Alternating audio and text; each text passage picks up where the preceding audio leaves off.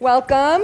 I have to stand next to this mic because I don't have one of those swanky mics that your students got. So, it is my extreme privilege to welcome us to the MedEx talks.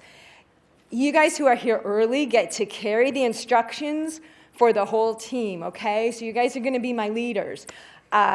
First of all, I would like to say, make sure you grabbed a packet on your way in. That is our way to give very positive feedback to our hardworking students. Please go ahead, use your stickers, use your pen, pretend like we're in elementary school, and fill out that feedback. Even if you're only here to see one or two students, it will be really valuable and supportive of them. Please put them in the box on your way out, and I will be sure that the students get to read all the lovely things that you've said about them.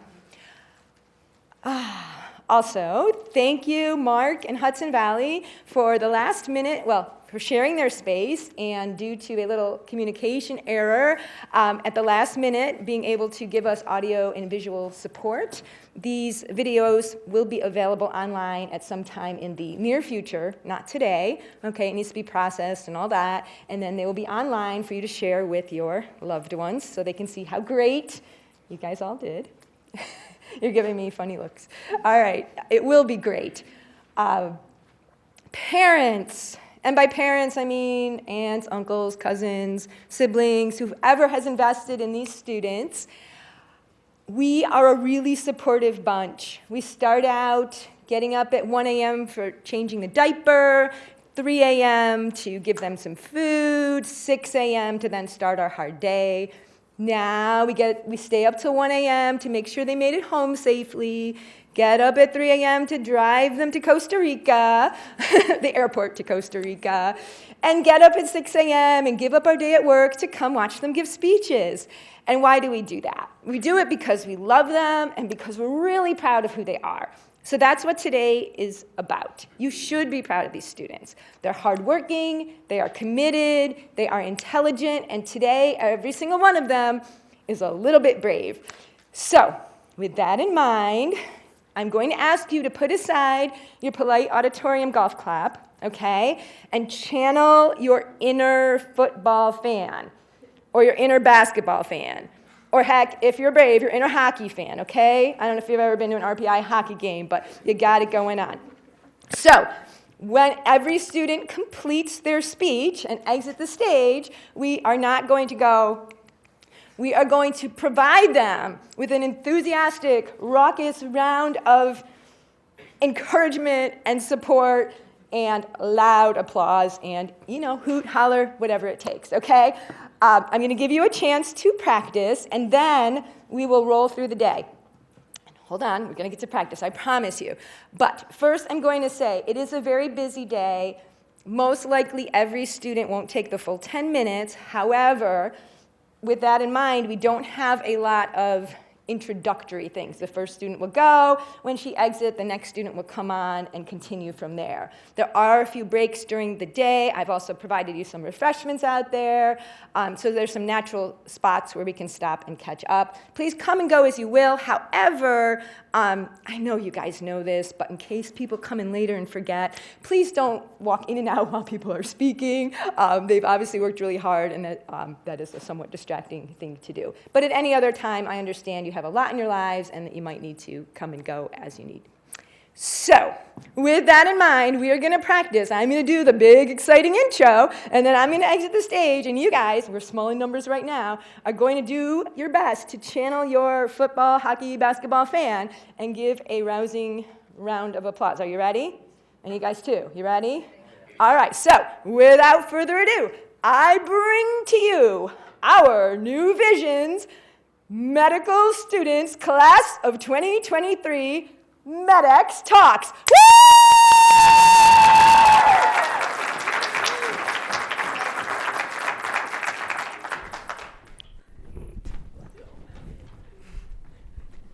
Hello, everyone. Okay. It is no secret that the debate of abortion is a very controversial topic that has recently had a huge impact on our nation. Protests have been rampant in recent months and years, often leading to violence and hostility, our nation being left more divided than before. Amidst these protests, arguments, divisions, and disagreements, we have to wonder if the abortion debate will ever truly be conclusive.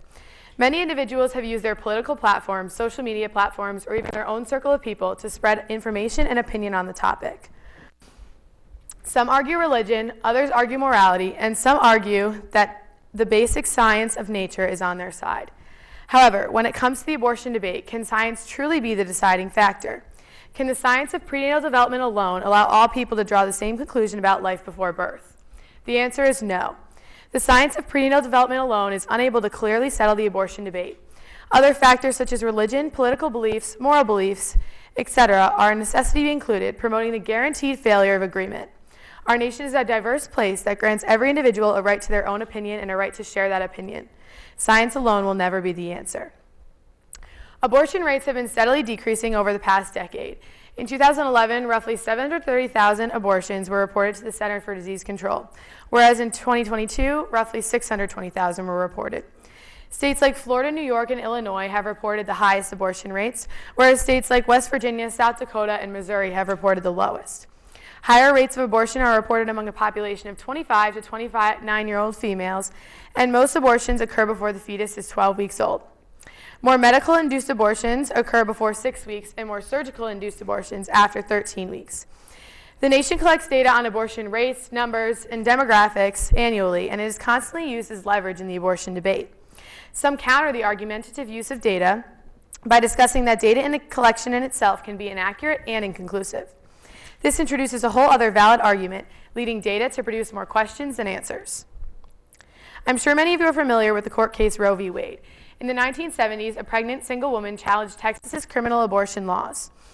After multiple trials over the course of 3 years, the courts ruled that the United States Constitution provides a fundamental right to privacy, specifically within the 14th Amendment, therefore protecting an individual's right to have an abortion or not. More recently, the case of Dobbs v. Jackson has received much media attention and has been the spark of recent protests on women's rights. The Supreme Court overruled Roe v. Wade, giving states full power to regulate all aspects of abortion not protected by federal law. This includes legality, laws on access to abortion, gestational age regulations, and more. The court argued that there is no basis for abortion within the Constitution or in the nation's history. The court decision of Roe v. Wade did not involve the question of prenatal life, which inherently made the decision invalid. So clearly, our legal system cannot definitively answer the debate as their direction has changed over time. This leads us to consider science. Within 24 hours of the unity of an egg and a sperm, the fertilized egg begins to divide and differentiate into many cells. The fertilized egg remains in the fallopian tube for 3 days, where it is then classified as a blastocyst. Once implanted into the uterus, the endometrial lining thickens and the cervix is plugged with secretions of mucus. The blastocyst continues to divide, eventually forming a ball, classifying it as an embryo.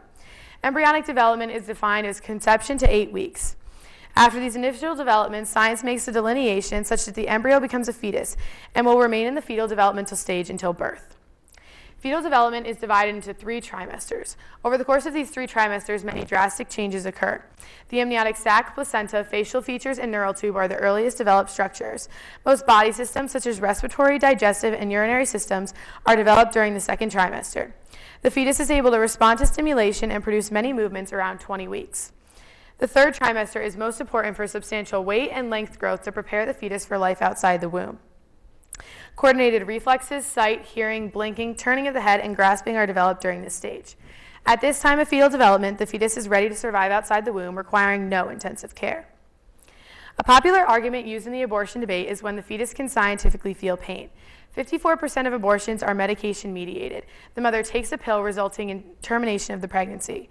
The remainder of abortions are surgical. The procedure for a surgical abortion begins by inducing dilation of the cervix and insertion of a suction tool, much like a vacuum. The suction is then used to remove the fetus and all pregnancy material from the uterus. Because of procedural evidence, some individuals argue the science of when the fetus is able to feel physical pain. Most research concludes that the fetus is able to transmit signals from peripheral sensory nerves to the brain and processing structures at around 24 weeks, indicating the sensation of pain. Other studies have shown that the fetus is unable to distinguish touch from painful touch until the 3rd trimester. In New York, you can acquire an abortion before or during the 24th week of pregnancy. After 24 weeks, you may still acquire an abortion if your health is at risk. Some use the ability to feel pain as scientific evidence that as scientific evidence that abortion prior to the sensation of pain is moral and ethical. Others suggest that science is a process of hypothesizing, learning, and hypothesizing again. So perhaps we potentially are incorrect about whether pain can be felt before 24 weeks or not. Still, others suggest that the ability to feel pain is morally or ethically irrelevant, promoting debates to travel in circles with no agreeable conclusions. Although we cannot truly understand when the fetus can feel pain, we do know that a baby can live outside the womb at 24 weeks. The chance of survival for babies born after 23 weeks is 50%, and this percentage drastically increases even after just one more week inside the womb. Medical technology and innovations are improving every single day and will continue to decrease the fetal age necessary for life outside the womb. This introduces yet another debatable topic as technological advancements are made in neonatal intensive care, producing inconclusive data that is constantly changing. Another common argument that has been presented quite often is whether or not a pregnant mother is considered one body or two. This argument is exceptionally relevant and is often used as political leverage. Politicians have asked the question of what is more important, fetal rights or maternal autonomy. There is no easy answer to this question, but it automatically engages everyone's moral complex and religious beliefs to answer it within themselves. The First Amendment of the United States Constitution grants freedom of speech and freedom of religion. Our nation was built on the foundation of those amendments and fully support my claim that the abortion debate is far too complicated to be solved. The abortion debate sends individuals running in circles with a very small chance of changing the opposing individual's opinion, regardless of scientific evidence. The violent protests, arguments, and debates on the topic are essentially unnecessary, promoting more harm than good. Many politicians, lawmakers, and others attempt to use the science of abortion to support or deny. However, the science of prenatal development alone can simply not solve the abortion debate or alter anyone's opinion. Other factors such as religion and moral ideology are a necessity in those forming and arguing an opinion. It is important when debating any topic, including abortion, at the national, state, community, or even personal level, to maintain respect for those of opposing opinions, promoting the use of various tactical arguments, and to always remember that we are one nation, under God, indivisible, with liberty and justice for all. Thank you.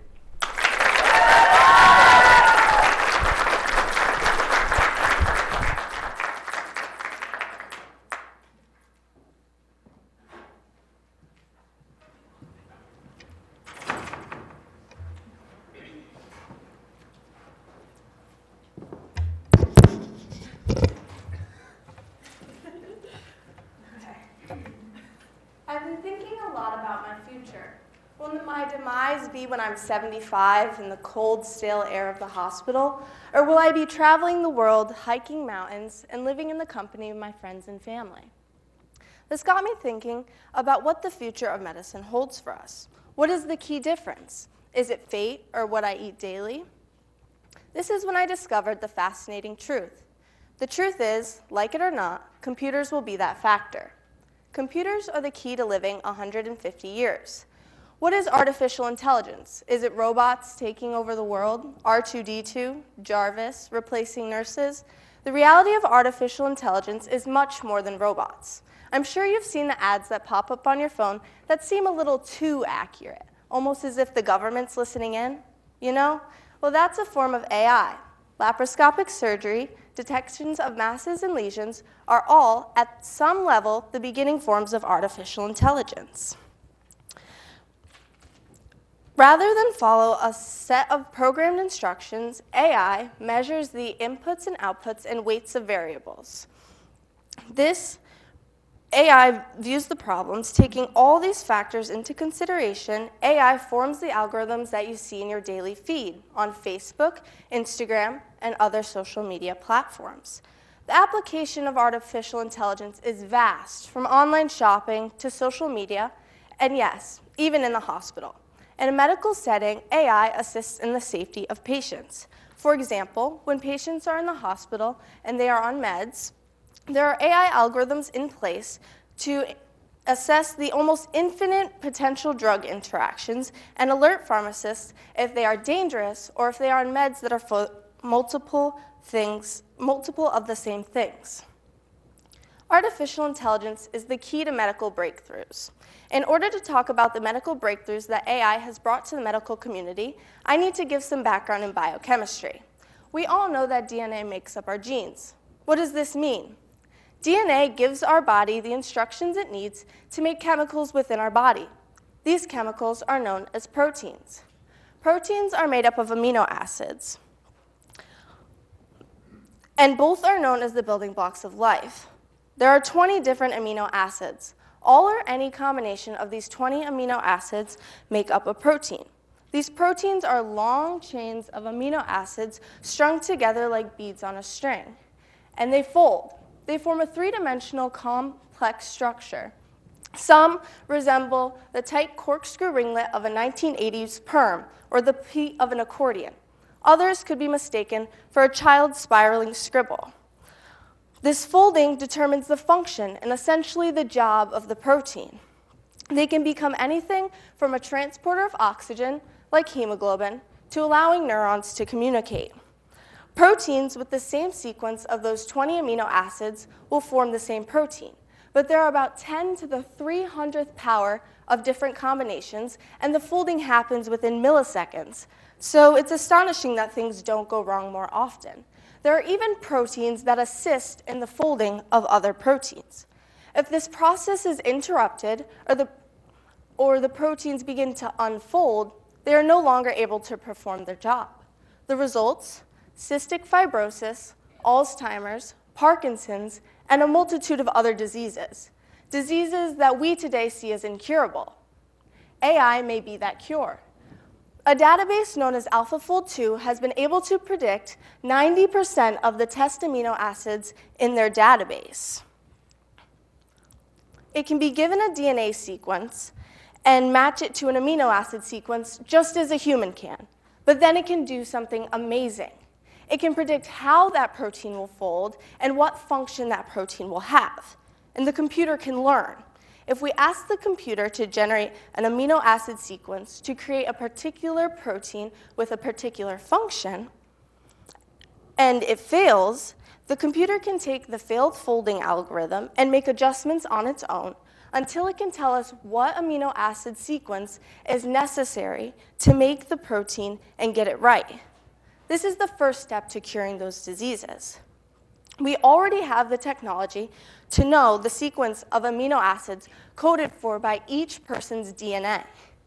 AI could now allow us to personalize medicine in a way that we haven't seen before. But AI does not stop there. The future of drugs is artificial intelligence, and the future of treatment decisions will likely be as well. AI is designed to yield the best outcome for patients based on their attributes and contents of treatment. Imagine all the doctors rolled into one. Every patient, every outcome, every minuscule detail in the database of a singular computer. This is incredible. AI can analyze patients from across the nation with similar symptoms, histories, and their known treatments and outcomes, providing physicians with information such as, in the last year, 72% of patients with nearly identical cases improved with surgery, while only 13% of patients given an infusion did. The physician will still have an important role to play and will need to make an educated decision, but he or she will be far better informed. AI is what will be keeping us alive. With personalized medicine and physicians with far better data in hand, people will be living longer. In the 1900s, the average life expectancy was 47. Today, it has jumped to over 76. So what does this mean for society? How will this affect us? These are all important questions to ask as we unfold this new technology and way of life. But for me, a little more time with the people I love outweighs all of that, because the change in AI will bring to the medical field is astonishing. The future of medicine is within our grasp, and I'm sure that now you can feel it right at the tips of your fingers. This is the future that I will see and be a part of. The questions that I was asking at the beginning of the year have been answered, and although we have a lot left to figure out, the future seems a lot closer than ever. Thank you.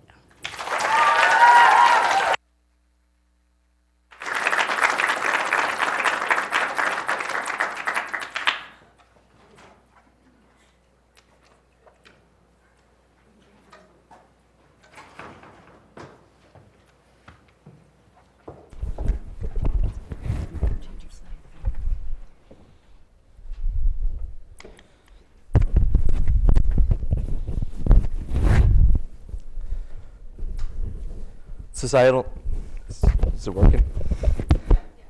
Societal norms are killing my friends and peers. Allow me to explain. Coming up on a year ago, I received a call from my friend's parents. My friend was on the way to the hospital after he had intentionally overdosed. Leading up to this, nobody could tell something was wrong. He had mastered the art of hiding his emotions from his friends, his family, and those closest to him.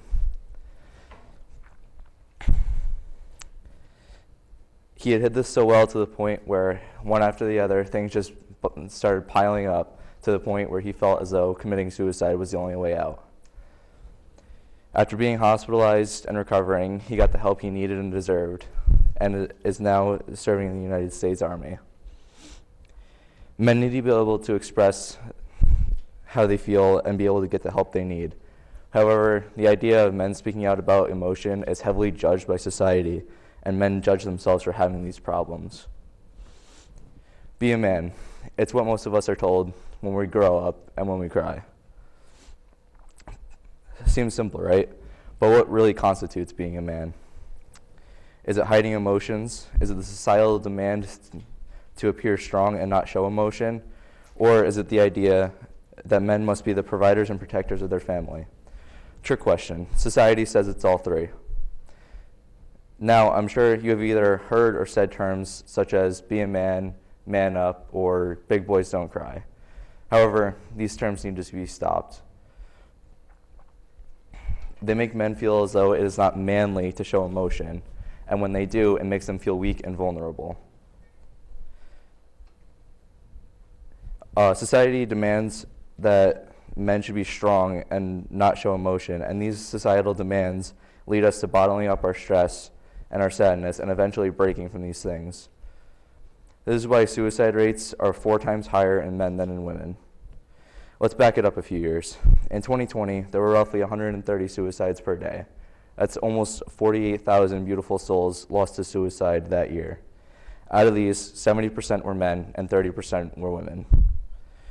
The success rate of suicide in men is typically higher due to the fact that they're more likely to use violent methods to commit suicide. For example, 53% of the suicides done by men in that year were done by the use of a firearm. The attempt rates, however, are higher in women because they are less likely to be successful as they try to commit in less violent methods. Judging men based on their mental health problems creates a stigma that stops them from speaking out about their mental health and leading them to higher suicide rates. As a male, I too have experienced the stigma. During quarantine, I started to struggle with my mental health. It wasn't until I had fully broken down that I realized something was truly wrong, because I had suppressed all these emotions. I didn't know what to do or where to go, so I just kept everything to myself.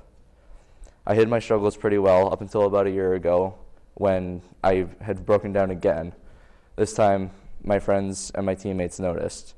My coach pulled me aside and gave me the usual man up talk that most of us receive. However, just telling me this didn't do anything to help me. If anything, it made me even more reluctant to talk about my problems to somebody. Aside from the negative portion of my experience, I had my positives too. I created a solid support group of friends that helped me and continue to help me to this day. But how can we help? One way we can help is by first recognizing that someone is in need of help. This can involve checking in on your peers, asking how our peer is doing, noticing something's off, or if it's severe, you may not even realize until it's to the point of a breakdown. However, after you recognize these things, it's important to let this person know that you're there for them and they're not alone. A lot of the time, when people struggle with mental health, they feel as though they're alone and they have nobody to turn to. It's important that you surround this person with your peers and let them know that they are not alone and they don't have to go through this alone. If they do decide to open up to you, it's important to listen rather than to talk. Another step is to find a trusted adult that your friend can talk to. It may include a teacher, a parent, a coach, a guidance counselor, or a therapist. Help them get the treatment they deserve because nobody deserves to struggle with mental health. But that's not enough. How can we as a society end the stigma behind mental health? Well, I'll tell you. First, we can promote positive messages of mental health through literature, movies, and social media. Over time, there have been many pieces of entertainment that promote toxic masculinity and poor mental health. As a society, we've gradually gotten better. We've been promoting more mental health and more positive messages behind mental health, making it more accessible for people to talk about it. Men need to be able to express how they feel and get the help they need. However, the idea of men speaking out about emotion is judged by society, and men judge themselves for having these problems. It is important to treat your mental health. If you are struggling, it is crucial to seek help instead of letting everything build up over time. To my peers that may be struggling, you are not alone. Never feel like you have to hide your feelings to the point where you feel as though the only way out is suicide. Build a support group that you can trust to talk to when you struggle. Too many beautiful souls have been lost due to a negative stigma on mental health. It is a time where our emotions need to be expressed, not suppressed. If you or a peer are considering suicide, please contact the National Suicide Prevention Lifeline at 1-800-273-TALK. Thank you.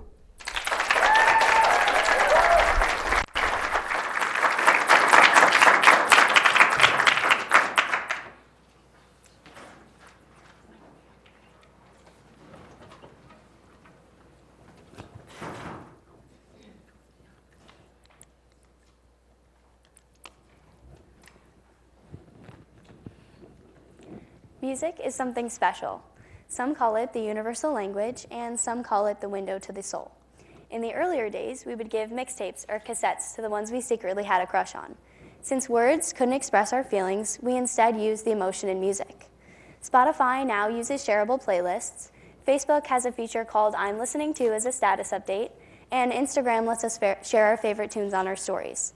Sharing music has never been easier, and it's clear now that it's taken up a very important role. But why? Think of it like this. It's 6 p.m. and you've had a horrible day at work. Maybe you showed up a few minutes late, scarfed down your lunch, and didn't accomplish nearly as much as you thought you would. Now you're stuck in rush hour traffic, stomach grumbling, horns honking angrily behind you. You're trying to keep your cool, but you notice your fingers shaking against the steering wheel. You feel a sudden hot flash coming on, and maybe some unkind words slip from your tongue. These are all normal responses of stress and anxiety. So you decide to turn the radio on, and Piano Man by Billy Joel starts playing.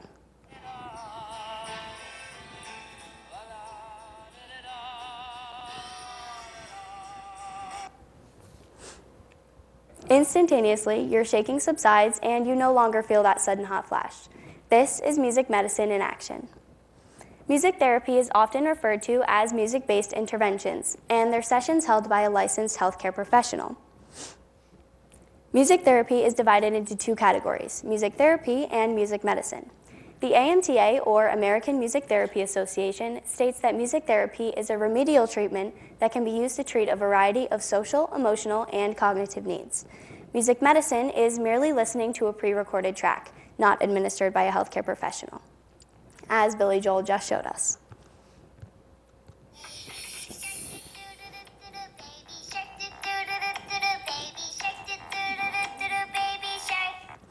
Music therapy aids to bridge the gap between auditory perception, hearing something, and visual perception, picturing something, as it is a powerful tool that can be used to treat individuals who have experienced traumatic brain injuries or those who have been cognitively impaired in some way. A study was conducted in November of 2009 that tested the effects of music therapy using brain imaging devices. Several randomized participants under the age of 13 with ranging neurological deficits experienced several of these sessions. The experiment concluded that music therapy displayed measurable effects on children who have speech impediments, problems with memory, and learning difficulties. By implementing these sessions in young children, we're able to enhance their perceptual skills to become better at reading, writing, and movement. Scientifically, our brains aren't fully developed until our mid to late 20s, with the most vital years being birth to age 3. To our benefit, children love listening to music, hence the popularity of Baby Shark. So it's easy for them to experience these tactics both inside and outside of the classroom.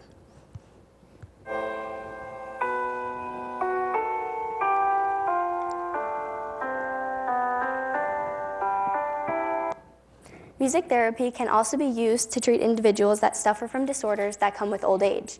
as music stimulates the brain to evoke positive emotional responses. By playing a familiar piece, an individual is reminded of a more joyful time. Dementia is a syndrome that causes deterioration of cognitive, behavioral, social, and emotional brain locations. Those suffering from dementia develop difficulties associated with memory, language, and daily activities. An experiment was conducted in 2018 by the Cochrane Dementia and Cognitive Improvement Group, and it tested the effects of music therapy on the emotional well-being and quality of life of these individuals. 22 studies were conducted on 1,097 randomized participants. Each patient underwent 5 sessions where they listened to classical music.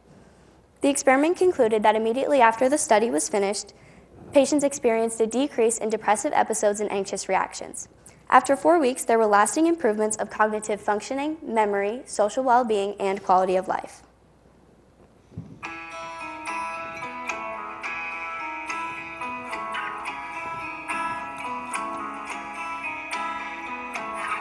Music therapy can also be used to treat patients who suffer from cardiac health issues, as it brings patients to a calm, parasympathetic state in which their heart rate and blood pressure are lower.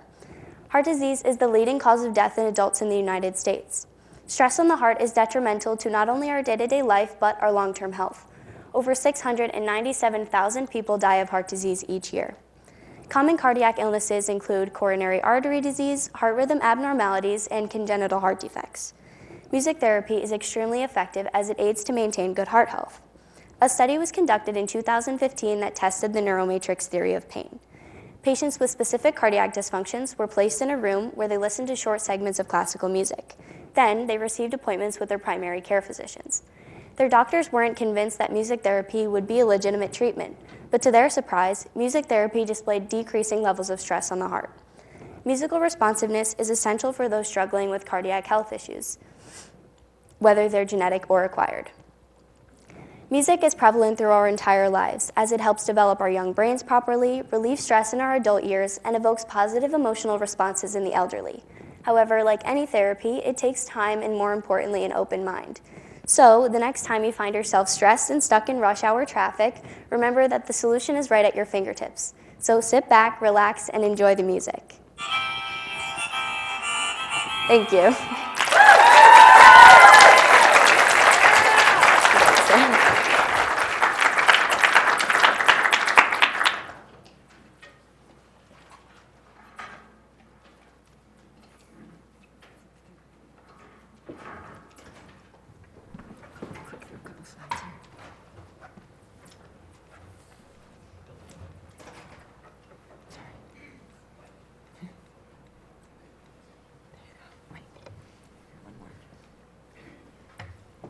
As I prepared to walk on stage today, some feelings came over me. My heart raced faster, my hands started to sweat, but also something else. My stomach felt twitchy, tossy, turny, maybe even a bit painful. Why do we feel butterflies in our stomach when we are nervous? And why does our gut hurt when we think about something unpleasant? The stressors that we encounter every day affect our digestive system in ways that are very impactful to our overall health.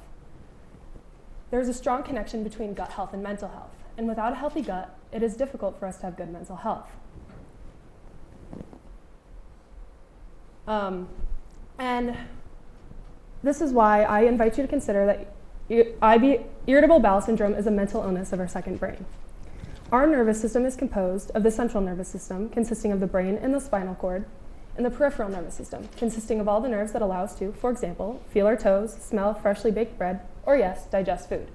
That last function is so large and so important that those nerves have their own special name, the enteric nervous system, or the ENS. Our ENS consists of more nerve cells than all the nerve cells in a hamster. Our ENS sends signals to our brain when our gut is having a behavioral crisis. You probably have heard of irritable bowel syndrome. Also known as IBS, it is a disorder that affects the stomach and intestines. This is not to be confused with irritable bowel diseases, such as Crohn's and colitis, which occur when our own immune system attacks our own digestive tract. IBS is something less specific. Symptoms can include abdominal pain, cramping, bloating, gas, diarrhea, constipation, and changes in appearance and bowel movements and how often you make them.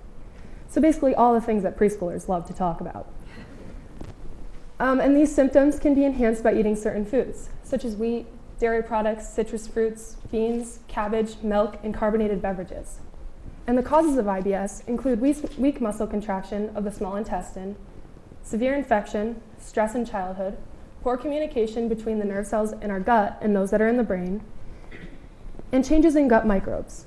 Gut microbes are bacteria within the digestive system that can help boost our immunity. But today, I'm here to tell you that there is a strong connection between our gut health and our mental health.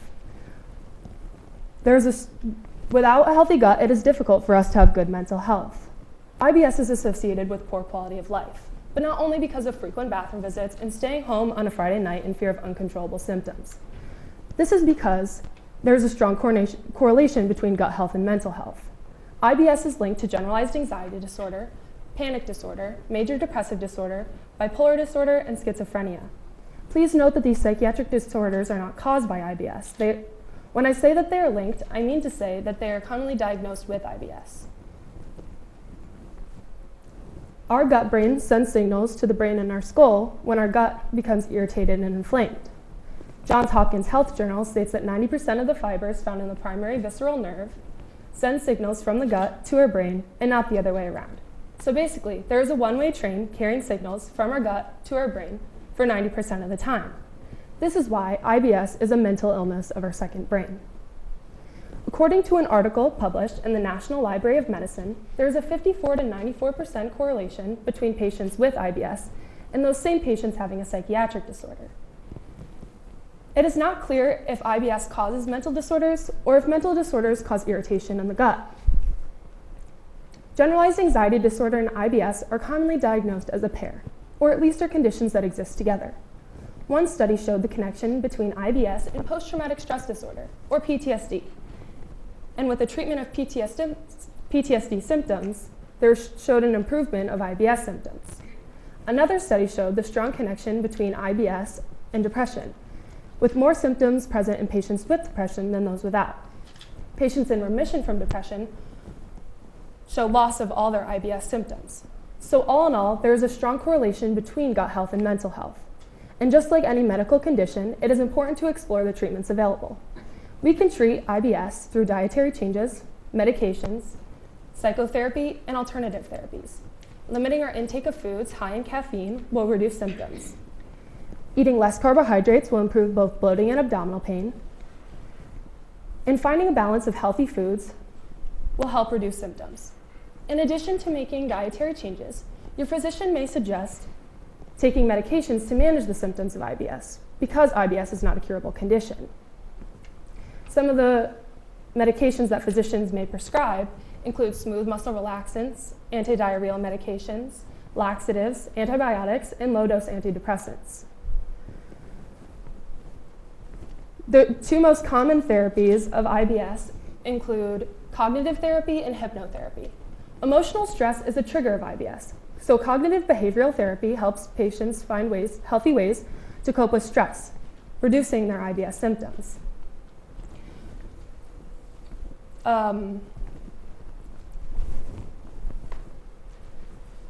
The alternative therapies used to treat IBS are probiotics, acupuncture, and therapeutic massages. The probiotics help with the proper production of gut microbes, which again help our digestive system fight infection. And acupuncture and therapeutic massages are alternative therapies that help reduce stress. Anxiety, depression, and stress are all emotional setbacks that enhance the symptoms of IBS. A combination of mental health treatments and medications make a healthy second brain achievable. We must acknowledge emotional stress, identify it, and treat it to optimize the function of our digestive system, because ultimately it can determine our happiness. Thank you.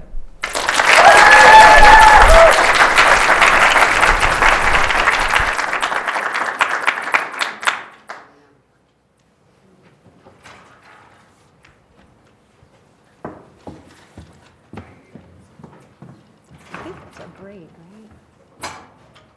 Oh. Wait, can I hold it? Can you hear me? Is it working? Okay. On March 15th, 2002, a 21-year-old man we will call John decided to go out rollerblading. Unfortunately, he did not wear a helmet. I could stand up here and talk about how we could have easily prevented this, but that's not what I'm here to do. He fell, and before emergency medical services had arrived, he had already gone unconscious and sustained a seizure. He was rushed to the hospital. After imaging John's brain, he was immediately sent into surgery to fix a series of hemorrhages, hematomas, and sections of his brain that were damaged.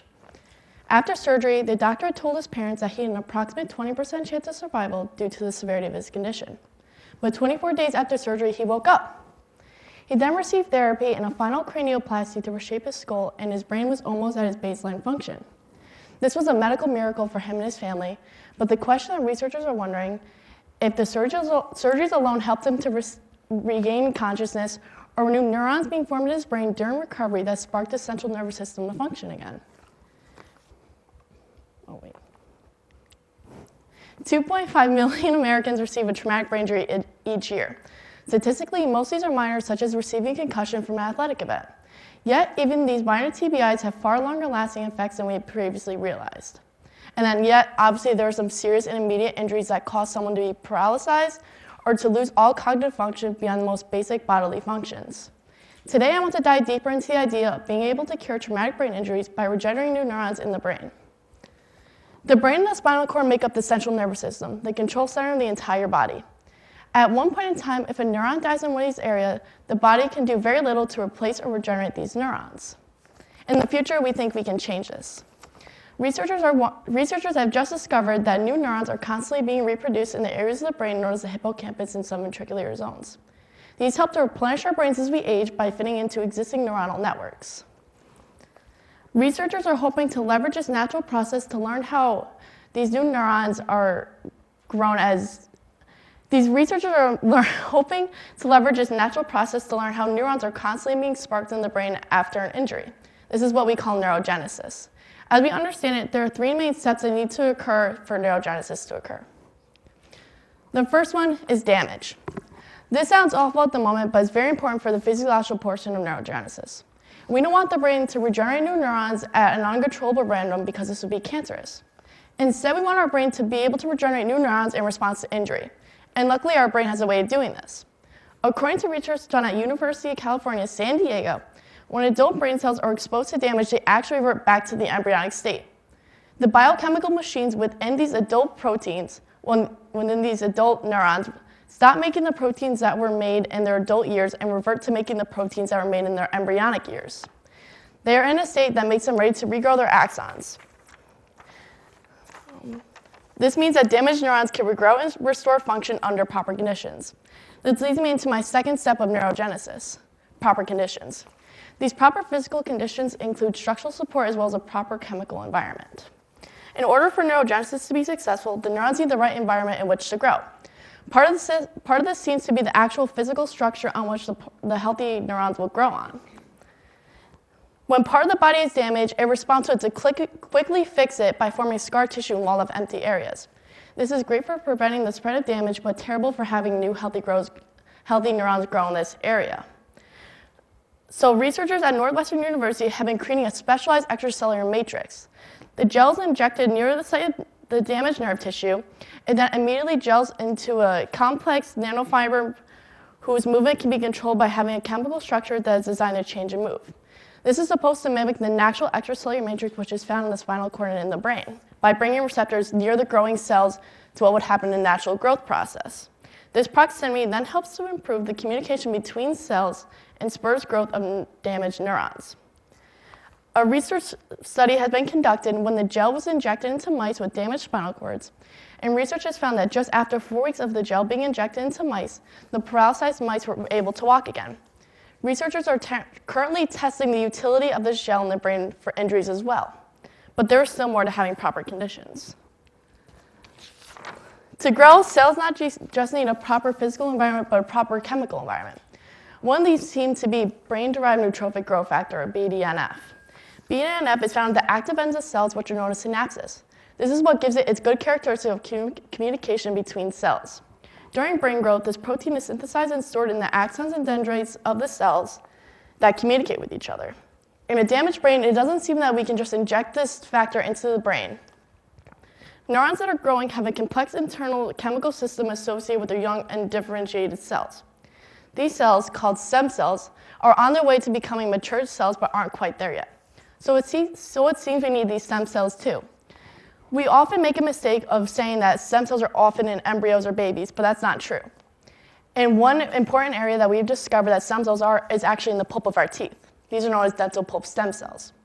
Our research study was conducted when you combined BDNF and the dental pulp stem cells in mice, that the cognitive brain function can be brought back again after they have suffered a stroke. Of course, none of what I'm saying is as easy as I'm making it sound, but it can be done and indeed has been done. So step 1, have the neuron damage reset the brain so it returns back into a lesser state so neurons are able to grow again. Step 2, give them a proper physical structure that has no scar tissue so new healthy growth can grow on a proper structure. And step 3, get the right chemical environment. As you can imagine, it's not so easy. I just want to put that out. I explained one method that works under specific conditions in mice, and of course there's not one specific treatment that can work to help cure TBIs, and scientists are currently working on this every day. But there are also other chemical factors that play a role. This is nerve growth factor. This plays an important role in the development and survival of cells. It is especially important in cells that control pain, temperature, and touch sensations. And this is produced by almost every tissue in the body, with large amounts being secreted in human saliva. Research has found that an intramuscular injection of this growth cell can help to evoke long-lasting mechanical sensitization of the skeletal muscle. Again, this can be made through recombination technology, which is essentially the bread and butter of many pharmaceutical companies.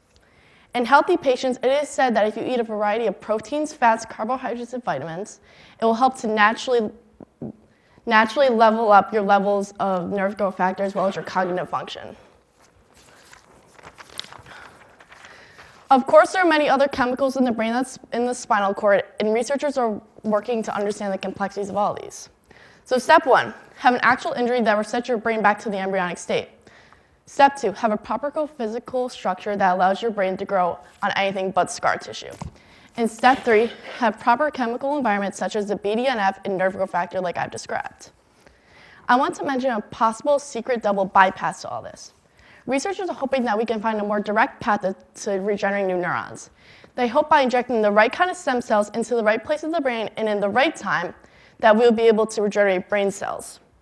You probably associate stem cells with blood cancers. These are naturally pre-programmed cells that are on their way to becoming blood cells. But who says that we can't do this with neurons? If we can inject the brain or the spinal cord with pre-neuronal stem cells, we should be able to heal major injuries. We are indeed working on this. And we have started human trials, but of course there's obstacles. A greatly oversimplified explanation of the main obstacle is that when the body is exposed to injury, its response to fix it is so quick that before the stem cells are even injected, there's already scar tissue, which means that the stem cells can't even take effect due to the scar tissue already being present. So to heal TBI, step 1, we want the brain to undergo damage so it returns back to the embryonic state. Step 2, we need a physical structure so new healthy cells can grow at an appropriate state. And step 3, have an appropriate chemical environment. Or we can magically just bypass it by injecting the right kind of stem cells into the right place of the brain and at the right time. Of course, there's not one specific thing that can be proven to fix all TBIs, but researchers are currently working on this every day. When someone suffers a TBI, they often experience damage to one specific part of their brain. As scientists use the ideas, I've tried to restore function, more and more doors open up. If we can do neurogenesis in response to injury, who says that we can't gain the memory back in patients with Alzheimer's, or stave off cognitive decline in the elderly, or even cure Huntington's disease? Healing traumatic brain injuries by stimulating neurogenesis is just in its beginning. With this information that we have here today and advancing technologies, I'm confident that in the future we'll be able to make an impact in medicine. Thank you.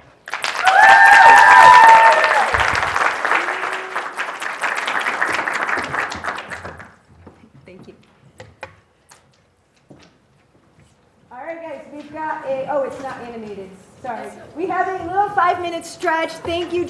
I really encourage you. We know that our brains work better if we get up and walk around. So please stand up, walk around. There's some treats out in the lobby you can have. Stretch your legs and be back in exactly 5 minutes. It's 8:51. So 8:50.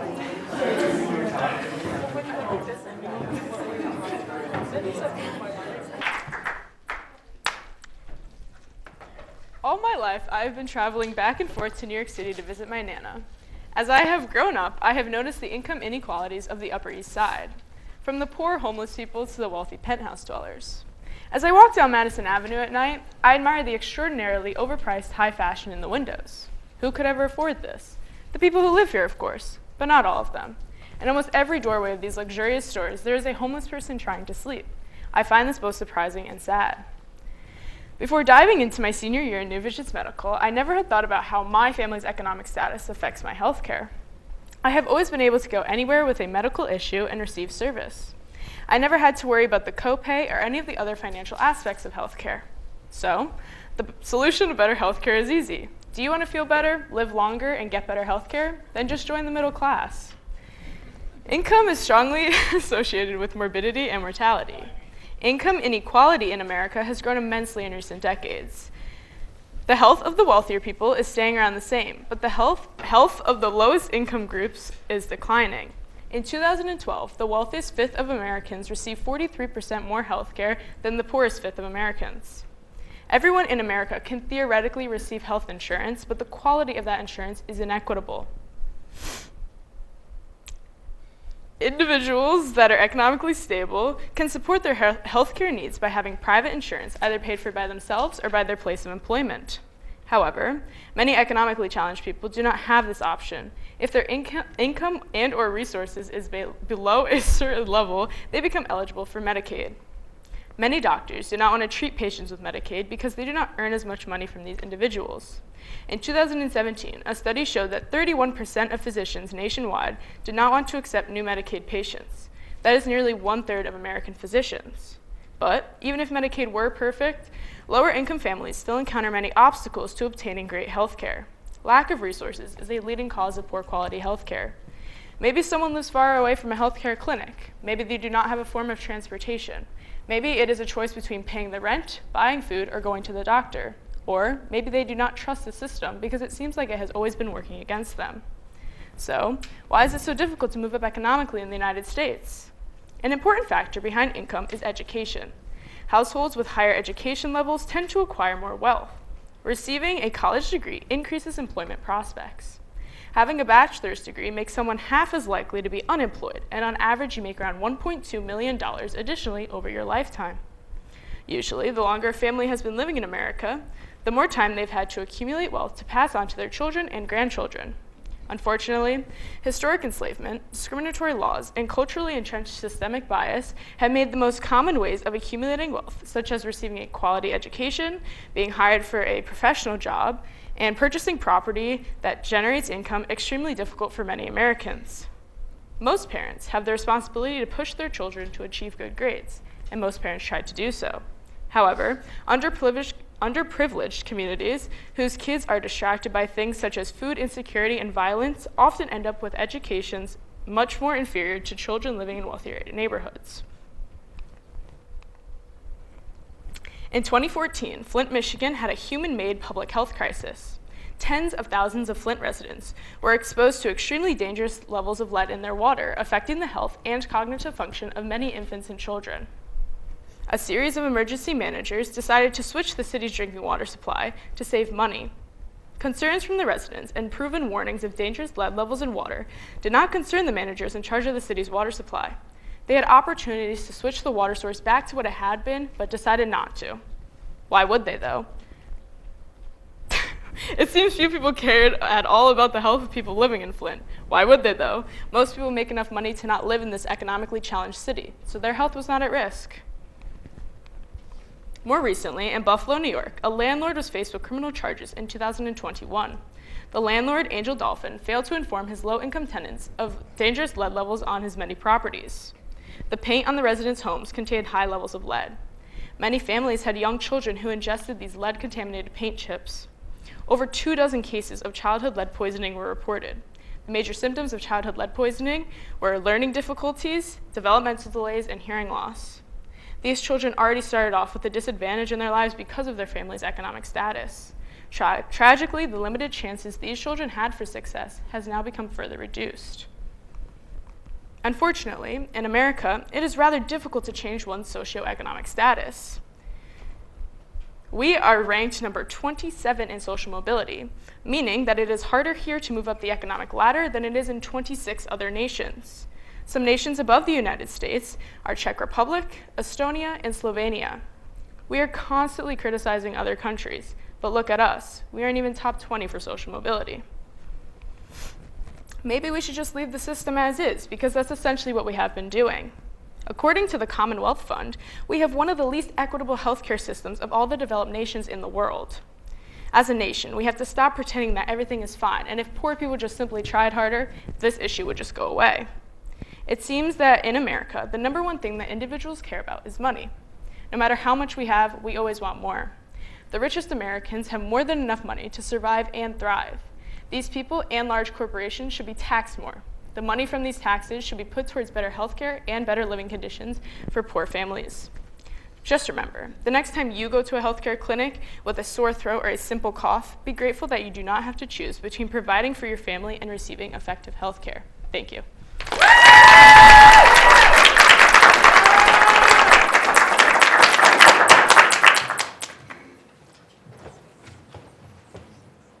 Is this working? Is it working yet? It is? Okay.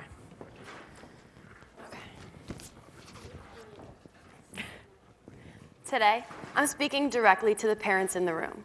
I'm going to take you back to the time when you had your first child. Immediately after birth, you're surrounded by family and friends who are unbelievably happy for you. It feels like a fever dream. A day or two goes by, and you're walking out of the hospital with this thing, a baby you have absolutely no idea what to do with. You've read countless articles and books titled The Ultimate Guide, How to Be a Parent, and with your baby in your arms, all of the information you thought you learned suddenly falls out of your head. After you get home, the focus is now completely shifted away from the well-being of mom and all on the well-being of baby. But what we don't talk about is how postpartum life can be challenging for a mother's physical and mental health. If not monitored closely, the effects of poor maternal health can result in serious consequences. The insufficient care that women are receiving postpartum is putting thousands at risk, a situation that can and must be remedied now.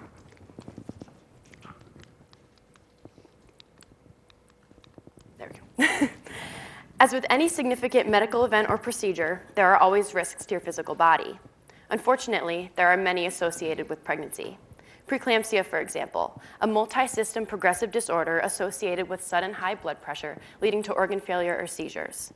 Or hemorrhaging, which is profuse blood leakage from a ruptured blood vessel that can cause someone to bleed out. We think of these as risks during labor and delivery, and they are. Both of these conditions are the leading causes of death in women immediately post-birth. However, many people are not aware that these conditions can occur up to 2 months postpartum. And if they go undetected, the consequences can be deadly. It may seem odd that these would go undetected, but while we have worked as a nation to try to provide prenatal care to all pregnant mothers, postpartum care is an entirely different situation. Once mom carries the baby out of the hospital, the baby may already have 6 checkups scheduled, but the health of the mom is completely forgotten. As the immediate postpartum physical health concerns for mothers diminish, the likelihood of poor mental health takes a sudden increase. During pregnancy, there's a rapid change in a woman's reproductive hormones. These changes can lead to a multitude of side effects, but one of the most common is something called the baby blues, where a new mother experiences fatigue, sadness, difficulty adjusting to their new life. But it gets worse. Left unchecked or simply plagued by a slightly different hormonal imbalance, postpartum depression sets in for 1 in 7 women. PPD is feelings of extreme irritability, anxiety, and severe depressive episodes, intrusive thoughts, and resentfulness towards your baby. It is one of the many aspects of women's health that are overlooked. These depressive episodes bring out the lowest of the lows in new moms. They feel overwhelmingly fatigued and burnt out of motherhood. One mom, who finally decided to remove herself from her children for the fear of hurting them, described it as this way: an overwhelming, uncontrollable sense of anxiety. When moms aren't lucky enough to have the financial, educational, or social resources to help cope, they're left floundering. Even moms lucky enough to have a large network of friends, high-quality health insurance, and all the luxuries that wealth can bring them find that their bodies defeat them. Famous star Drew Barrymore said, "It's a different type of overwhelming. I really got under the cloud." It is no surprise that some moms may turn to deadly alternatives to help cope. Alcoholism is one of the ways that new moms sometimes cope with the effects of postpartum depression. An estimated 18% of women become binge drinkers within the first year of postpartum. This can become very dangerous to the health of the mother because excessive alcohol consumption has a multitude of vicious side effects. It is not as commonly known that during breastfeeding, Alcohol can diffuse into the mother's breast milk, which is then ingested by the baby. Research shows similar results in mothers who are drug users within the first year after birth. In 2020, there were 1,200 pregnancy and postpartum-related deaths due to illicit drug overdose in the US alone. Like alcohol, illicit drugs like cocaine are easily detected in the breast milk of addicted mothers, which then means that our newborn baby is getting a dose of cocaine in their breakfast too. When substance abuse and alcoholism due to PPD occurs, it can cause mothers to be neglectful towards their child, and the consequences of that are greater than any discussed thus far. Use of drugs and alcohol during the postpartum period can have detrimental effects on the baby. It can make them physically sick with symptoms like intense vomiting, diarrhea, tremulousness, and extreme irritability. In severe cases, if the mother did excessive drugs or alcohol during pregnancy, the baby can actually experience withdrawal. Not only can maternal neglect due to the effects of PPD affect the child physically, it is reflected in their behavior and mental health growing up. Studies show that children that grew up with moms with undiagnosed and untreated PPD were more likely to have poor cognitive functioning, behavioral and emotional issues, violent behavior, and psychiatric disorders in adolescence. Children of moms who had alcohol issues during their first year of life have higher rates of disruptive behaviors, hyperactivity, emotional and behavioral problems. Children of moms who use drugs can struggle with anxiety, aggressive behavior, depression, and lower rates of self-esteem. These children can be ostracized throughout their childhood and are at a higher risk for developing substance issues later in their own life. In order to protect children from developing issues like these, it is important that we address the root of the problem. Women are not receiving effective postpartum care. It is clear that there is insufficient effort being put into mothers after birth. The mental effects of childbirth have absolutely disastrous outcomes, almost all of which are preventable. Why do women have so many doctor's appointments before the baby comes, and as soon as the baby is born, radio silence? It is equally as important to maintain good health for our moms as our new babies. A child's well-being and health is almost completely dependent on the quality of care they receive from their mother during their life, especially the first year. If our mothers are experiencing postpartum depression, anxiety, alcoholism, and addiction, there is no way adequate care can be given to their child. We should implement more resources and outreach for moms struggling with their mental health to ensure that they are not alone and have a strong support system behind them. We should call for insurance companies and government health care to mandate multiple doctor's visits for moms within the first year postpartum. We need to emphasize the importance of postpartum health and the many ways it can seriously affect new mothers. We can create support groups and rehabs for moms who are struggling.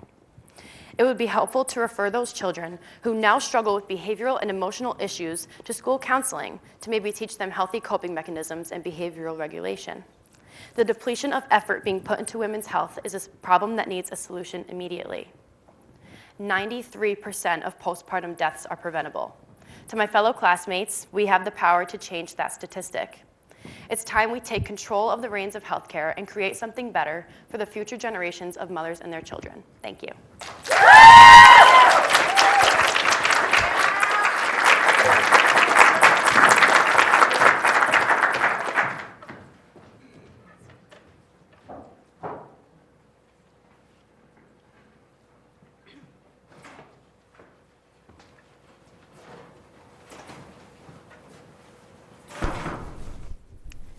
Beth is a single mom in her mid-40s. She is obese and is a regular smoker. She came into the emergency room with the chief complaint that she is experiencing chest pain and shortness of breath. Beth was consulted and then was diagnosed with a heart attack. After, she was given medication to help prevent future blood clots that had caused the heart attack. Beth was admitted to the hospital for further treatment and observation. In this scenario, the use of emergency medicine was a good response to the situation going on because she needed immediate medical attention. This situation has another side that is crucial to look at. If she had regular checkups which involved physical exams, blood work, and likely a referral to ECG, and if her doctor was able to successfully guide her to better lifestyle habits, most likely she would have not had the heart attack. If Beth is a typical patient, this heart attack would cost her insurer close to $40,000 in the short term and $15,000 after that. $55,000 would cover over a decade of a gym membership or hundreds of meetings with a personal nutritionist. Implementing preventative habits can be extremely beneficial to individuals and have a great impact on disease prevention and the cost of healthcare. For example, exercising reduces the risk of heart disease by 1/3, and healthy eating habits reduce the risk of developing diabetes by 60 to 70%. So the big question is, why are we not normalizing and successfully implementing preventative measures? The main barrier patients face to getting preventative care is cost. This is sadly ironic because, as I said before, preventative healthcare greatly reduces medical costs overall. Being able to afford regular checkups can quickly become costly, particularly if someone doesn't have insurance that would cover the visit, but also if the copay is high and someone's income is not. Not having a primary care provider, living too far, or not having a way to get to the provider, along with lack of awareness that preventative health care is necessary and accessible, are reasons there is a huge lack of preventative care in the United States today. To change this, we need to create more resources for individuals who lack care and have physicians educate patients on changes they can make to better their health during visits. Preventative care is meant to control and seek out any risk for a disease before the illness occurs. This requires measures to be taken by the patient that usually involve a change in one's lifestyle or habits that could increase the risk of disease. Prioritizing health before a problem is too out of control. Regular screenings, a look into the family's medical history, implementing a healthy lifestyle into one's day, weight management, stress management, and healthy eating habits are all examples of preventative medicine that would help so many people struggling with health-related problems. To put preventative care into perspective, 700,000 Americans died last year from heart disease. 130,000 people died last year, or 130,000 people had an amputation last year due to diabetes. 100,000 died from substance abuse. The CDC says up to 40% of these deaths are due to lack of preventative care. Preventative care that ensures that healthcare resources are used more efficiently and effectively. Let's look at one more example, addiction. Addiction has a social stigma, but when viewed through a purely pragmatic lens, rehabilitating addicts is far more effective than endlessly treating the health symptoms associated with addiction. For example, the cost of rehabilitation and treatment for drug and alcohol-related issues can run over $60,000. However, the cost of not getting treatment for addiction issues can be even more expensive. The National Institute of Drug Abuse estimates that addiction costs Americans over $600 billion every single year. Addiction costs more than just healthcare bills. It impacts society in the form of traffic accidents, lost wages, domestic violence, drug-related crimes, and child welfare. Seeking treatment not only helps people feel better physically, but also emotionally. It also benefits society. Many public insurers like Medicare and Medicaid can help pay for treatment. Many private insurers try to make rehab more accessible to everyone, so they try to cover it. Recently, the federal government has made it much easier to use a person's retirement accounts, like a 401k, to withdraw from the account for medical purposes with no penalty at all. But there is an even better way. Prevent addiction in the first place. The U.S. Department of Health and Human Services estimates that effective prevention programs could save tens of billions of dollars. And before we say, that will never work, think about the amazing success we've had with reducing cigarette use. Substance abuse is preventable and treatable. The list goes on. Something as simple as a regular foot examination can prevent amputations and diabetes. Something as straightforward as changing medical office hours so working parents can bring their children in for checkups can improve, without lost wages, can improve pediatric health. But our nation needs to embrace preventative health. We cannot afford to view living a healthy lifestyle as a luxury, but need to make it the standard for all people from all walks of life. We have to change the system. Preventative medicine is an approach to healthcare that benefits both individuals and society in general.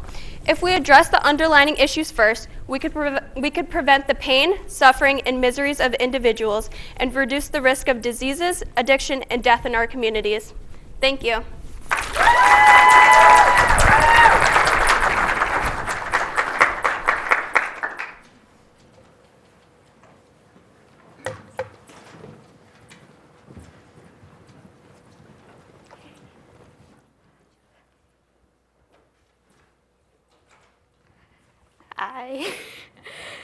I have terrible stage fright. Seriously, the fact that I'm up here right now without bursting into tears is an absolute shock to my 5-year-old self. At that same age, I was asked to verbally complete a fill-in-the-blank assignment, starting with I am. We were told to choose 3 adjectives from the board, so I selected shy, obviously, kind, and honest. But what if those blanks were already filled long before I was born?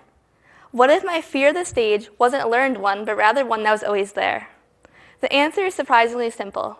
I am me, but not really. In fact, none of us are completely and authentically ourselves. We are the product of plans constructed years before we even learned how to walk. This plan is known as genetics, the puppeteer responsible for why we laugh and why we cry, why we scream, and why we choose to remain silent. Hold up your hand. You have 5 fingers.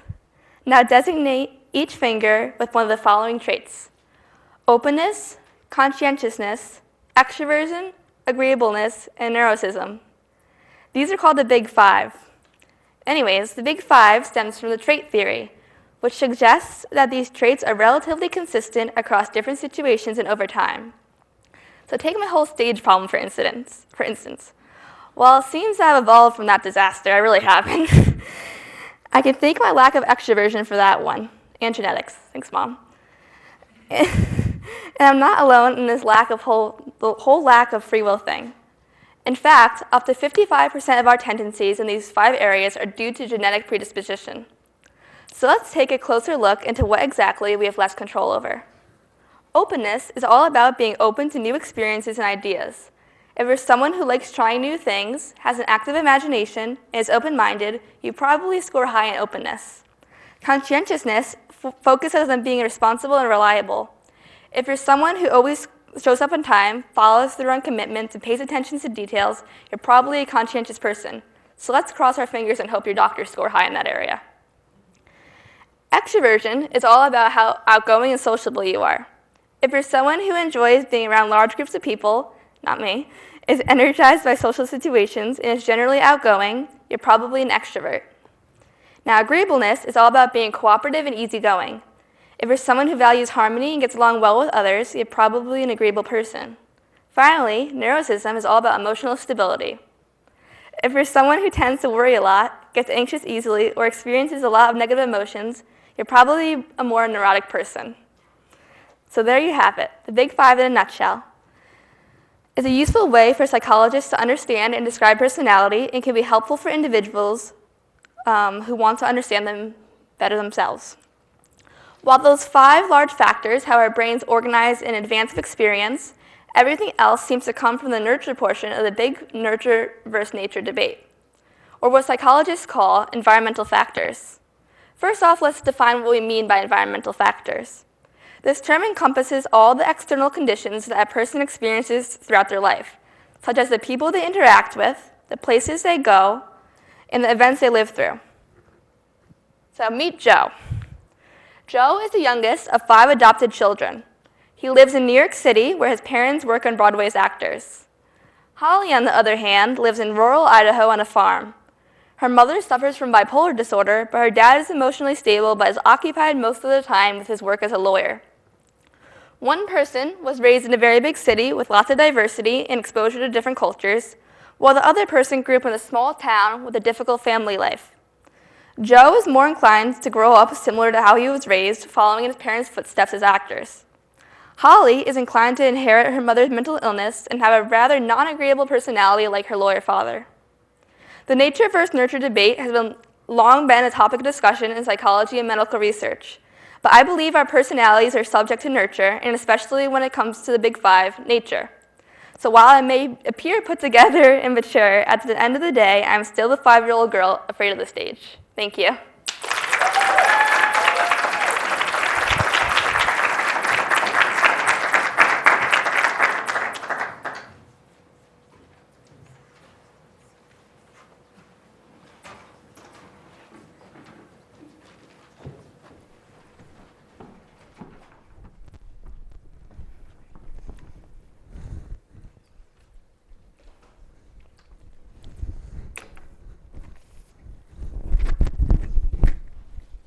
have always loved snow.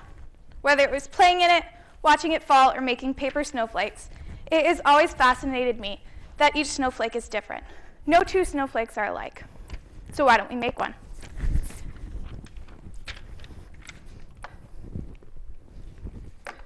Here are the instructions that I have created to make paper snowflakes. As many of you know, you've done this as children, or watched your children do it themselves. But today we're doing it for another purpose, the purpose of science.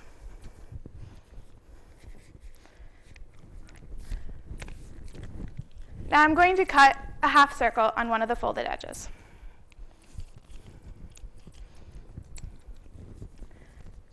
Now I'm going to cut a triangle. And lastly, a squiggle.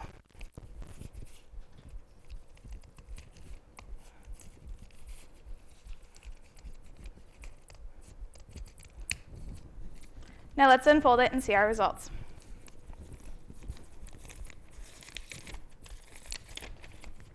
What a beautiful snowflake.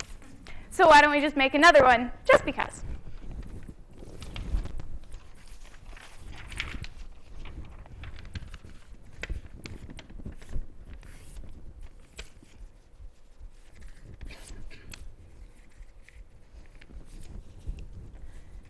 Again, we're going to cut a half circle.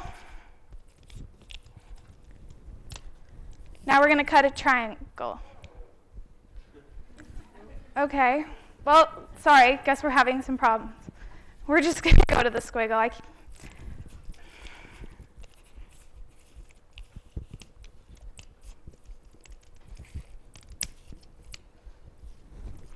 Now let's unfold this and see our result. See, they're different. There's no triangle. That's just one of the problems from our lights. Our environment really does affect the way things are expressed. But what if I told you this is what happens with the genes in our DNA? Meaning genes are the genetic instructions in our bodies, but it's the environment that is what's actually reading them. When children are born, they inherit 23,000 genes from their parents. All of these genes are vulnerable to modifications in response from toxic stressors like the environment. On genes, there are things called epigenetic marks. They control the amount of a protein that is made by a specific gene. In our case, the protein is the snowflake. This in turn tells the gene if it should be turning itself on or off. When this directly affects the expression in the body. If different DNA is turned on or off, different proteins are made. It's happening all the time in your body. Environmental factors, also referred to as experience factors, leave chemical marks on genes. They also take the instructions, read them, and show which genes the body should actually express. This is known to scientists as the epigenome. This process is called epigenetic modification, where changes in the chemistry that encode genes, our DNA, occur. Changes that happen can be temporary or permanent. And while this process of turning on and off genes is typically helpful, changes to these patterns can be particularly harmful, especially in young children, since this is when the brain, heart, kidneys, physical and mental health are still developing. Air pollution is currently the most well understood area associated with altered epigenetic markers. Most air pollution is from traffic-related pollution containing particulate matter, black carbon, ozone, and nitrogen oxides. All of these are shown to cause changes in DNA methylation, the process that involves attaching a methyl group to certain areas of DNA, which can turn the gene on or off. Studies have shown that there have been about 7 million early deaths from the effects of air pollution, and it's associated with lung disease development. It is not currently clear the exact mechanism or the extent to which epigenetic DNA methylation is involved, but early research suggests that it definitely is. Most likely, these pollutants are working to demethylate genes that need to be methylated. It seems that exposure to air pollution at an early age or extended exposure over the course of a lifetime likely makes the impact even worse. Perhaps even more unsettling is that the effects to changes in DNA methylation can even occur in utero. A study showed that umbilical cord blood samples had changes in DNA methylation that correlated with the exposure to nitrogen dioxide, a very common pollutant produced by the burning of fossil fuels. Air pollution is typically more concentrated in urban areas, where there are more cars, factories, and power plants all contributing to it. For people living in cities, many poor people have to live in high-traffic areas, in street-level or basement apartments, and in less desirable neighborhoods, near airports or other parts that are highly polluted. Wealthy or middle-class people tend to live on numbered floor in buildings, maybe even a penthouse, and better neighborhoods.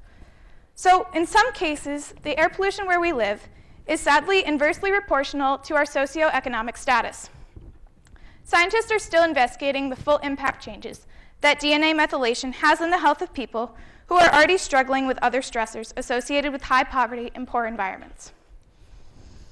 A second area where researchers have started to understand epigenetics is the area of what we would call lifestyle choices. Things like diet, physical activity, stress, choices like smoking and drinking, and lastly, work hours during shift work. They all have an impact on epigenetics. Activity has been shown to help decrease obesity, which in turn lowers the risk for cancer and heart problems. The more we exercise and stay active, the less likely we are to have process of DNA methylation affecting specific genes associated with the cycle. I think everyone by now has been told by someone who is overweight, "I'd like to exercise to lose weight, but my body is too tired and I don't have enough energy." This is likely true. However, the good news is that if we stick to it and give it time, research suggests that our bodies will adjust to the new lifestyle and environment so that the genes can be turned on and off again. Similarly, studies from cigarette smoking have shown that there are modifications to 2 different genes that are found and associated with lung cancer tissues. Now, we all know that not all lung cancer is caused from cigarette smoke, but understand that DNA methylation contributes to the process and can help us better understand cancer in general, and perhaps even move us towards cures. Along those same lines, when we drink alcohol, it goes into our bodies and in many ways acts like a carcinogen. Alcohol can have the effect of lowering the amount of tumor suppressors in the body, which can cause cancer. It can also suppress the amount of active DNA repair genes. Studies have shown that changes in DNA methylation in blood cell DNA are associated with gastric cancer, meaning we all may have a higher risk of gastric cancer even if we drink alcohol only occasionally. It is even shown that epigenetics plays a role during growth and development in utero. We all know and can result in, amongst other things, lifelong learning difficulties in childhood. DNA methylation, why that is. We all have stress in our lives, but due to epigenetic changes, some kind of stress might lead to catastrophic events like suicide. Research of the hippocampus of the brain in suicide victims that were abused as children showed altered brain cell receptors, which were caused from DNA methylation. Along similar lines, research being done on animals is showing that the more maternal care given to babies is associated with positive outcomes on the natural stress hormone cortisol. That helps to reduce stress in humans in general and also other animals. Scientists suspect that this change with genes are methylated result in healthier offspring. Lastly, there are also correlations between work hours and shift work and DNA methylation.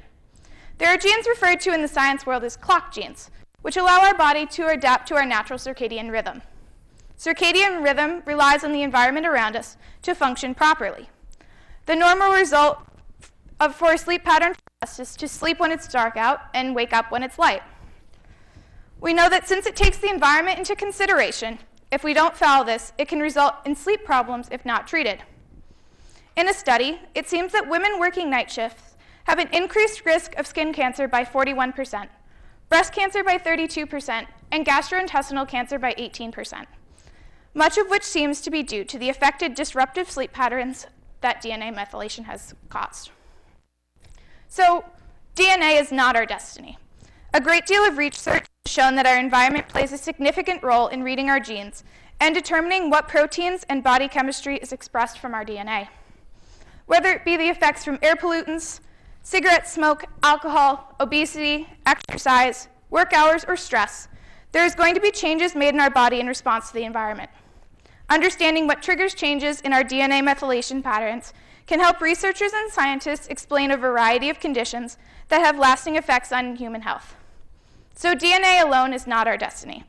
We are born with the genetic instructions, but it is our environment in which we live that reads the genes and can indeed change. Thank you.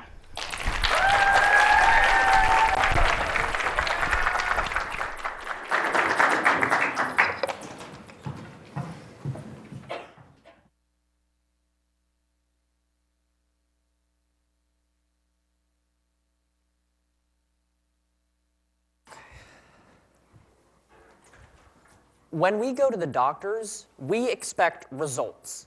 These people have trained their entire lives to cure us. So why is it that even with our lists and symptoms and pains, sometimes when we go in, all we get is a prescription and some advice to rest?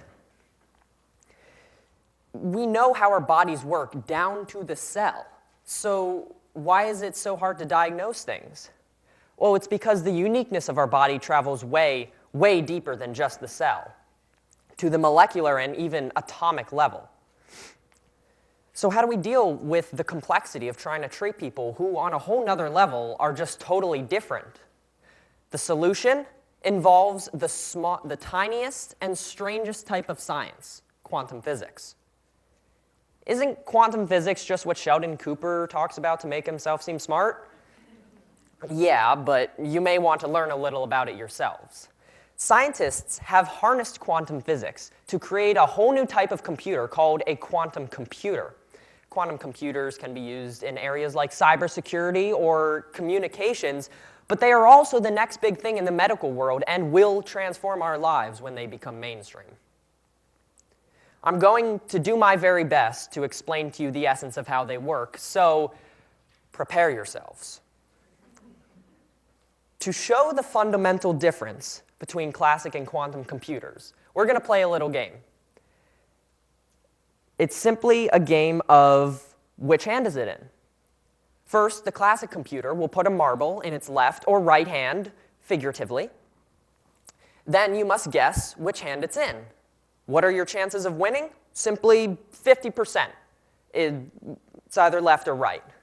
However, if we try to play this game against a quantum computer, your win rate is 0%. And this is not for any reason because quantum computers are just bigger or process faster or use more energy. It's just simply because they work differently. They work differently in such a way that makes them completely unbeatable.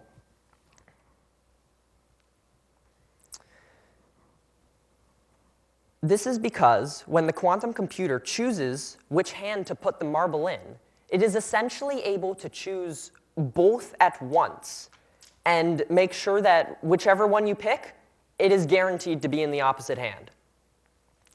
Quantum computers are really good at simulating complex quantum scenarios, so states where there are many variables or many possibilities, which sounds a lot like the human body, doesn't it? With all the DNA and amino acids and stuff going on in here. So let's take a deeper dive into exactly why quantum computers are able to do this. It works because of a concept in quantum... Where's the clicker? Oh. It works because of a concept in quantum physics called superposition.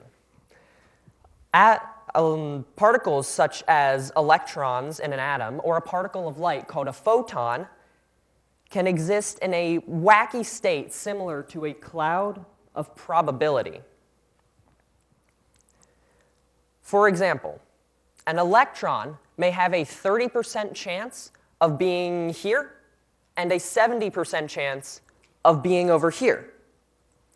The key concept is that until we actually go to measure where this electron is, it is essentially in this whole area at one time. I look away from the electron, and it's somewhere over here. But the moment I go to look at it and figure out where it is, it decides upon a single spot to live. And that's what we think of when we think of an electron particle. the state of it being in this whole area at once, that's called its wave function. Superpositioned particles are up and down, yes and no, 1 and 0, and everything in between at the same time. To quote Professor Sohini Goze, if you are confused, good, that means you're beginning to understand it. If you know anything about computer science or mathematics, 1 and 0 may sound familiar because that's what computers use to store information, called a bit. A bit is essentially this wave of electromagnetic energy that is either on or off, 1 and 0, respectively. A quantum computer uses qubits, which instead of electromagnetic channels are these superpositioned particles, usually electrons or photons. It is able to harness the superposition of this particle in such a way to basically say that a bit is 1 and 0 and everything in between all at the same time. This allows it to output way more different results and situations compared to a classic computer. And not just double, but exponential. For example, if a normal computer has 2 bits, it is able to output 4 different combinations, 0, 0, 1, 0, 0, 1, and 1, 1. But a quantum computer containing 2 qubits can output 8 different combinations. So now let's try to apply what we know about quantum computers to real life. I'm going to give you an example of a problem that a quantum computer can solve, but a classic computer cannot. Let's take a very, very large number, say a number with 200 digits. Now we're going to multiply that number by another number, also with 200 digits, which gives us a very, very massive number. But we know what this number is. We have an algorithm to calculate it. Now let's then ask the quantum computer to take this massive number and tell us what are the 2 original multiples of this number. There could be millions. Classic computers cannot do that. It would take decades, even for the largest computer we have. A quantum computer can, though. Because of its ability to simulate and output tons of different results at the same time, we can figure out within a reasonable amount of time what those 2 original multiples were. This algorithm is called Shor's algorithm, and I've actually just explained to you how encryption works on the internet. Does this mean that quantum computers can hack anything? No, not yet. The largest quantum computer we have right now is 443 qubits. And a quantum computer, to be able to compute Shor's algorithm, would need 1 million qubits. That's a lot more. And to make you feel even safer, scientists are working on ways to encrypt quantum data so that students at MIT cannot look at your bank accounts. So what does this mean for medicine? To start, just transferring and storing information will become so much easier. Healthcare facilities struggle with communicating to other facilities and doctors, so just having a faster net to send information across will decrease medical errors and increase efficiency by a lot. There will be way less drug mix-ups or overprescribing, and it'll be easier to do medical history checks. The most fascinating part, though, is what we can do with simulation. The molecular world of the human body is so incomprehensibly complex as a whole. Yes, we can understand little parts and do tons of research to find out how cells work in a minuscule microbiome, but to try and consider the entire human body as a whole at once, that's what we can use quantum computers for. Every little detail can be considered for things like making drugs or diagnoses. We could create a drug, or even just an idea for a drug, run it through a quantum simulation, and figure out every single repercussion that would happen to a human body. We could even tailor drugs to individuals. So if you have a rare disease with no known cure, we could find a drug that would work for your specific body and cure that disease. Or imagine walking into a doctor's office and getting a full body scan and being told almost instantly what was plaguing you, like from Star Trek. With so many tiny factors and variables to consider when trying to understand our physiology, our primitive human brains could never comprehend how it all works, but quantum computers can. Unfortunately, these ideas are still just an idea right now. The possibilities are there, but we have more advancements that need to be made. Right now, though, the Cleveland Clinic and IBM are working on implementing the first quantum computer to their main hospital in Cleveland and plan to acquire the first 1,000-bit quantum computer to use. It's always difficult to predict progress, but if advancement follows the current rates of change, we may start to see these things around 2040 or 2050. Of course, if and when these changes do occur, we'll just have more questions to deal with. Just because we can cure disease, should we? What would that mean for our society, for our resources, for our whole planet? I don't know, but maybe by then, quantum computers can answer those questions too. Thank you.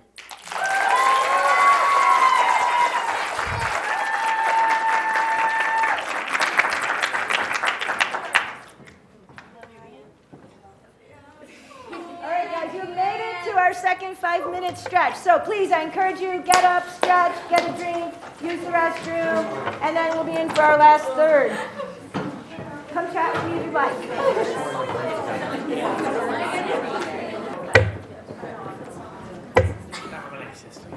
Guys, we are doing fantastically. We are up for the last third, so please keep your energy high and your cheering voices ready. I'm just going to wait a couple minutes for a few more people to mosey on in, like the other half of our class. They're coming, they're coming. Come on, everybody.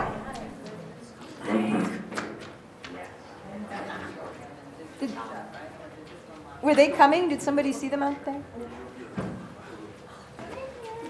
Are the rest of my... Yes, please. Can you yell at them to come in, please? Thank you. The Silvers have been helping me all day do things like yell at people who make noise and open and close the door. Thank you guys so much. Thank you. Thank you, Silver family. You're very, very good at wrangling people for me and managing the door. I appreciate it. So, guys, we are going to continue now with not just our regular New Vision student, but with the person who has generously donated his time for our piano interlude as well. So, yeah! It's the last third, guys, but keep your energy, keep your energy high because these students have worked hard and deserve it. So here we go.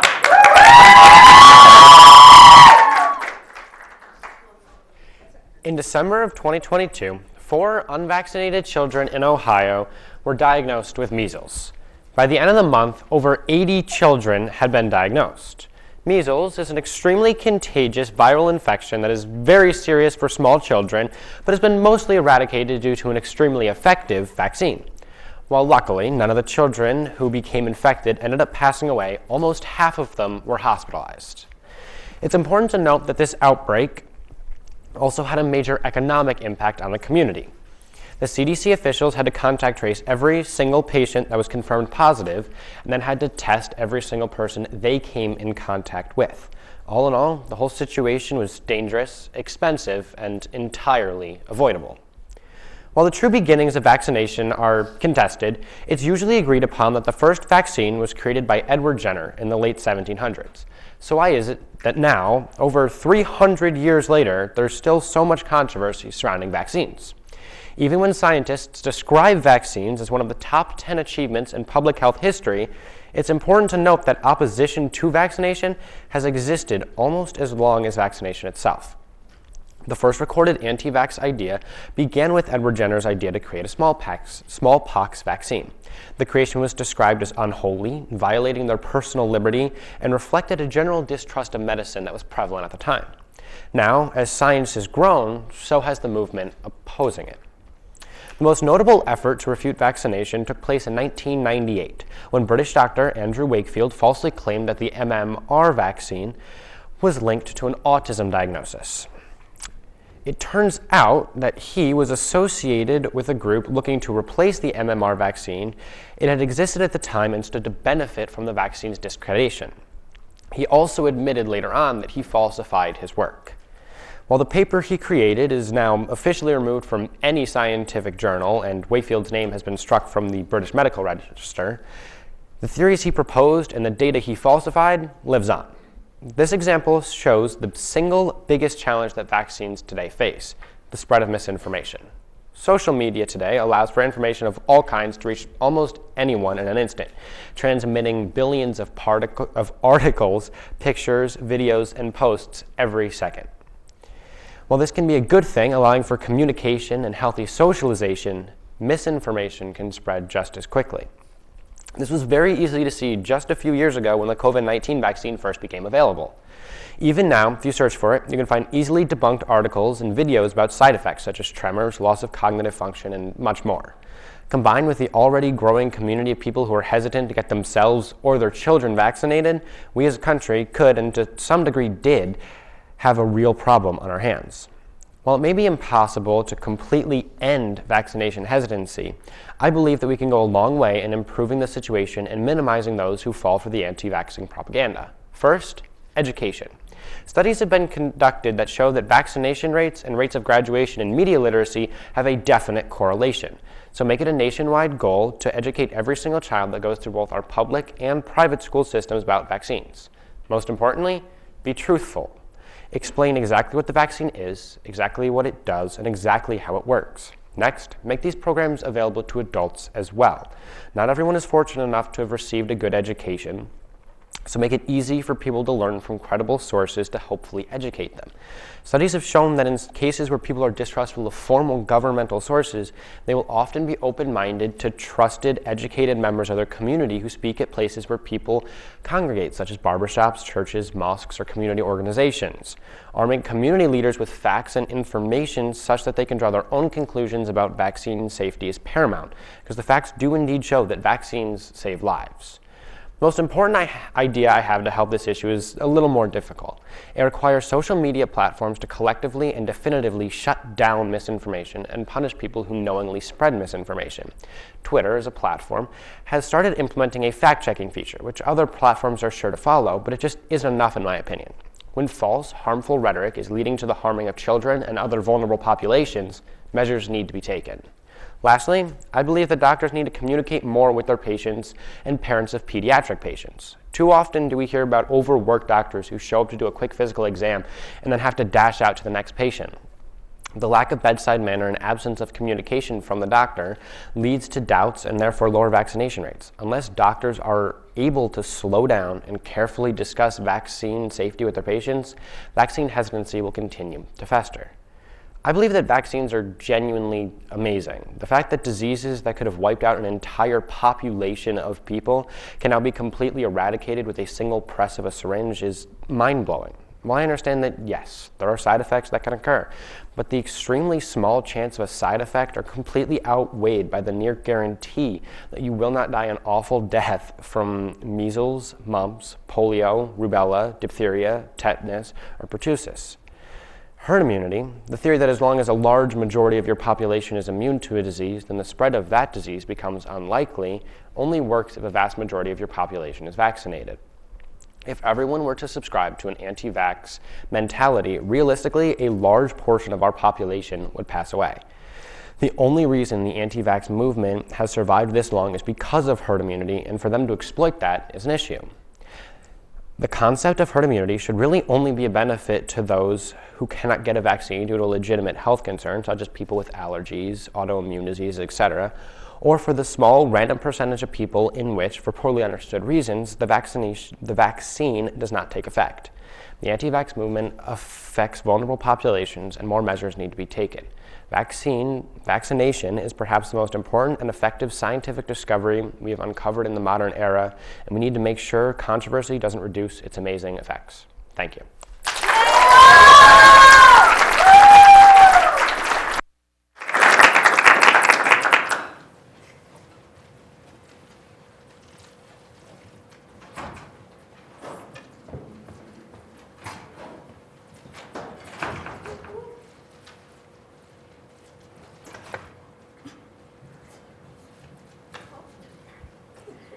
I've been able to shadow in the intensive care unit a variety of times with a number of astounding nurses, but one specific one stands out to me. We'll call her Jasmine. When I first met Jasmine, she was extremely kind-hearted and very easygoing, which was extremely lucky for me. We chatted about our weekends and somehow ended up on the topic of horrible haircut stories, and trust me, I've had some pretty terrible ones. As Jasmine and I talked more, we discussed classes, and she mentioned how she was still in school while balancing 12-hour shifts. Suddenly, a patient across the hall coded. I heard the announcement of Code Blue ICU being repeated and dozens of rushing footsteps towards that room. Jasmine quickly rushed over to see if there was anything she could do to assist, but unfortunately, the crisis came to an end quickly, with the patient passing away, and Jasmine had nothing left to do before returning back to her own responsibilities. Jasmine made it seem like there was no pressure in her job as an RN, as though her life were stress-free. What was the little magic trick she held up her sleeve? I won't ever exactly know, but my belief was her ability to compartmentalize. To be able to smoothly switch from being totally immersed in the care of her patients to then jump outside into an intense situation where someone's life wasn't always in her hands. In essence, Jasmine had struck a work-life balance. Maybe what Jasmine had was inherent to who she was, and as we can't clone her, we need, as a society, to learn from her. If we want to attract and keep more nurses in the profession, we need to systematically create space for a healthy work-life balance. To introduce the idea, let's think about what nurses themselves can do to help themselves find this footing. To achieve not only balance, but also peace, satisfaction, and happiness in one's life, a person themselves has to take action. First and foremost, prioritize. The physical and emotional demands of working with sick and dying patients, as well as nurses' commitment to their own professions, can put them at risk of failing to recognize their own needs. Although nurses are well trained in knowing when and how to intervene to meet the needs of others, many fail to recognize their own. Second, invest in healthy relationships inside and outside of the workplace. Stress can be reduced by having these positive and supportive relationships. Along with these, managing time effectively between work and personal life allows one to devote time to their priorities. Finally, and most importantly, occasionally seeking assistance. Some may feel overwhelmed by their current responsibilities, and they may need to seek assistance from their supervisor or use a support system outside of the workplace. Now, if life were that easy, my talk would be over and I could just walk off the stage. If only. But I'm sure we know nothing is ever that easy, so maybe we should look at why nurses are put under so much stress in the first place. Within the healthcare world, nurses aren't the problem, the system is. These nurses within the healthcare industry play one of the most vital roles, and without them, it would pretty much fall to shambles. They have hundreds of issues to balance and struggle with, but let's pick a few of them and how we could possibly resolve them, starting with their extremely long shifts. RNs are known to take 12-hour shifts multiple days a week. However, this can be damaging to not only themselves, but also to the 4 to 6 patients they're taking care of at a time. Hospital administration should look into the length of these shifts and change them. They should be looking to be flexible with their hours and allowing for the opportunity to take shorter shifts. Even a small change of reducing them to 10 hours can make an enormous difference. Allowing that flexibility of hours would let nurses have more time to spend at home and be with family or friends. Research from the National Institute of Health shows that 12-hour shifts lead to poor performance due to physiological strain, fatigue, burnout, and job dissatisfaction, which poorly impacts patient care and safety. However, because nurses want to spend that time with the ones they love, many choose to take these long night shifts. These long night shifts can be extremely taxing as well. Like Anna said earlier, according to the American Association for Cancer Research, a recent study has shown that women who work the night shift have a 32% increased risk of breast cancer, a 41% increased risk of skin cancer, and an 18% increased risk of gastrointestinal cancer. Of course, correlation should not be mistaken for cause, and more research is needed. Nonetheless, nurses that take on these long night shifts, long-term, should be allowed to get regular physical exams and more frequent cancer screenings. In addition, there's one of the most talked about things in the nursing world, salary. In 2021, the Bureau of Labor Statistics reported that the median salary for an RN was roughly $77,000. That definitely sounds like a nice number, but when you consider that many nursing jobs are in cities with a really high cost of living, and the median age of a nurse is 52 years old, definitely sounds way less appealing. Target recently announced that they are planning to raise their starting salary to $24 per hour, meaning a nurse with 30 years of experience will make only $13 more an hour than the teenager that hands the iced coffee over the counter to you. Money isn't everything in life, but college graduates who go into high stress and high responsibility jobs surely need to be paid fairly. With the current nursing shortage, wages are starting to rise, but there's always a chance that they won't. With this, it is certainly reasonable to think that those seeking out a healthier work-life balance may choose to seek out other professions. Of course, we are always worried about the high cost of healthcare, so if we cannot raise nursing salaries, we must do all that we can to make nursing jobs sound more appealing. Nursing is an emotionally taxing job, and nurses need time to decompress and recharge. RNs juggle multiple patients at a time and deal with some of life's worst situations every single day. In most places, after dealing with terribly stressful situations, nurses don't have a place where they can just go and relax or process what just happened. In some response, hospitals have thought about installing places called rejuvenation lounges. They offer things like massage chairs, scented candles, healthy snacks, and music. These places allow nurses to go and rejuvenate for the tiniest little while if they even need it. These places make such a difference with how nurses may feel that day and how they handle their patients. The issues that RNs face on the job are most likely not going to go away.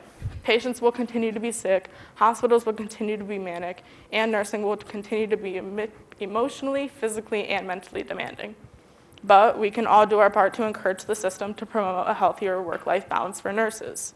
We can do this by educating others like your supervisor on the idea, encouraging people to take those breaks when needed, or just supporting your coworkers if you see them struggling through this. Because in the long run, who would you rather have care for you or someone you love? A burnt-out, drained nurse, or a nurse who has had the time, energy, and resources they need to focus on the patient at hand and to do their job well? Thank you.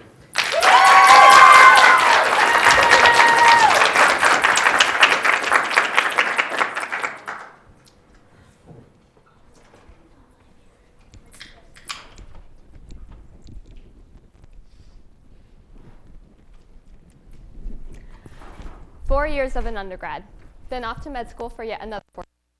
Next is the 3 to 7 year residency, and finally, only then do we have a doctor. And that's it, right?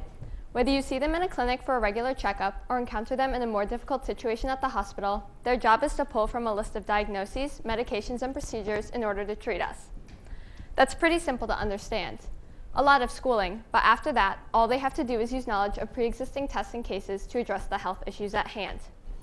Just use their resources, right? Maybe not. Where exactly are these resources coming from?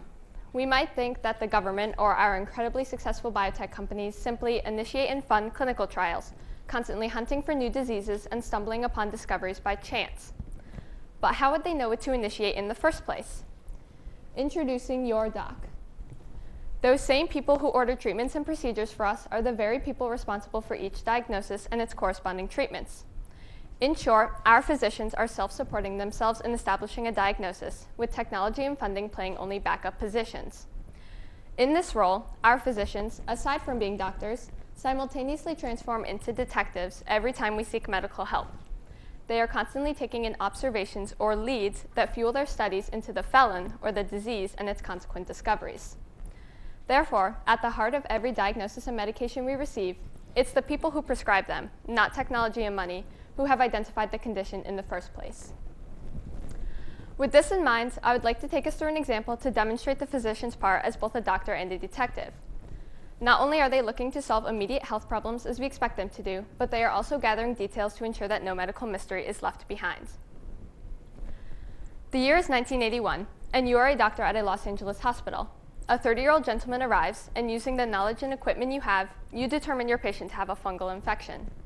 Having a definitive diagnosis as well as available treatment, you prescribe the proper medication, which resolves the issue and allows your patient to leave fully recovered. Nothing out of the ordinary arose, so you feel assured in your handling of the case. Your detective skills are put to rest.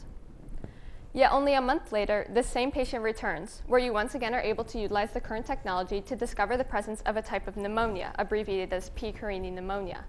He also is showing signs of a reoccurrence of his fungal infection. Okay, now you're puzzled, but thankfully the medication you have clears his pneumonia. However, strangely enough, as you investigate his recurring infection, you take note of a separate infection termed CMV, or cytomegalovirus. Although that sounds worrisome, you know that CMV is very common in people of all ages, and oftentimes, as in this case, no symptoms are present. The only reason you have detected CMV in your patient is because of a test result that comes back following his successful discharge, as he nonetheless has recovered once again. You now return about your work, but this time your detective brain is tingling. Just a few days following this first patient, yet another gentleman, this time a 29-year-old, is admitted, and you find it strange that he too is presenting with P. carini pneumonia. Unfortunately, despite treatments, which saved one already, your patient dies. And to make matters worse, he also is confirmed to be carrying a CMV infection. Now you are super suspicious, and as 2 other hospitals in the area present 3 additional and eerily similar cases, you begin to wonder why a tried and true treatment saved just 3 of the 5. You are convinced that there is something greater at play here. You want to be prepared for other occurrences, so you know that you personally need to take some time to begin investigating the circumstances. After all, without a diagnosis, how can you do your primary job of treatment? So you start by categorizing these cases and honing in on the information you have a sturdy understanding of. You take note of symptoms, patient medical histories, the ways in which each patient was evaluated. Think of all this information as your leads and evidence in an investigation. Before long, you have the beginnings of your research as you look over a chart describing the populations being affected. Now that you have some plausible information in order to unearth further details, you expand your case to include conversations with several other detective doctors, as you've heard about many others who are concerned about a similar cluster of cases. And just 1 year later, you and your colleagues already have a preliminary term for this illness, and you continue to build on that. It's the equivalent of identifying the person of interest. Similar to a detective who employs additional agencies to assist them in solving the case, you now show the government what you have, and soon, national health institutions are joining your cause. This joint participation, which stemmed from a single physician, is able to produce the first treatment guidelines and tests to conquer this disease. Now you are up and running, and it only gets better from there. As you close in on the felon, the disease that is harming more than can be helped, you work endlessly to consider new leads that might give you an edge in outpacing this health crisis. Over the course of just 10 and eventually 20 years, we lift tight restrictions, introduce new therapies and medications, and can safely navigate through an issue that, without a single physician, would have made it impossible for our country to supply answers in the way we did. It is probably generally known that I was referencing the HIV and the AIDS epidemic that at first stumped many. But what I want to emphasize is the role of the single physician and their keen awareness of a case that had yet to be solved. By assuming the role of an investigator, pursuing leads, and ultimately catching the villain, doctors across the country, the world, are eventually successful in treating millions of patients. Just one group of physicians starts that. In other words, our ability to provide answers starts not directly with our technology and money, it starts with our doctors in the diagnostic process. Without understanding what we are seeing and working with, there is no room for the growth and the explosion of technical and pharmaceutical solutions that we see today. Becoming a doctor involves not 1 but 2 professions, both doctor and detective. Sure, our doctors will continue to use the most up-to-date knowledge and skill to treat and care for us at all times. But in order to make progress in medicine and continue this trend, our doctors must also update that knowledge by being trained diagnostic detectives. As we and our loved ones continue to receive help and checkups from medical professionals, know that they are working to be both our providers and our investigators, the combination of which drives medical research and allows us to save millions of lives. Thank you.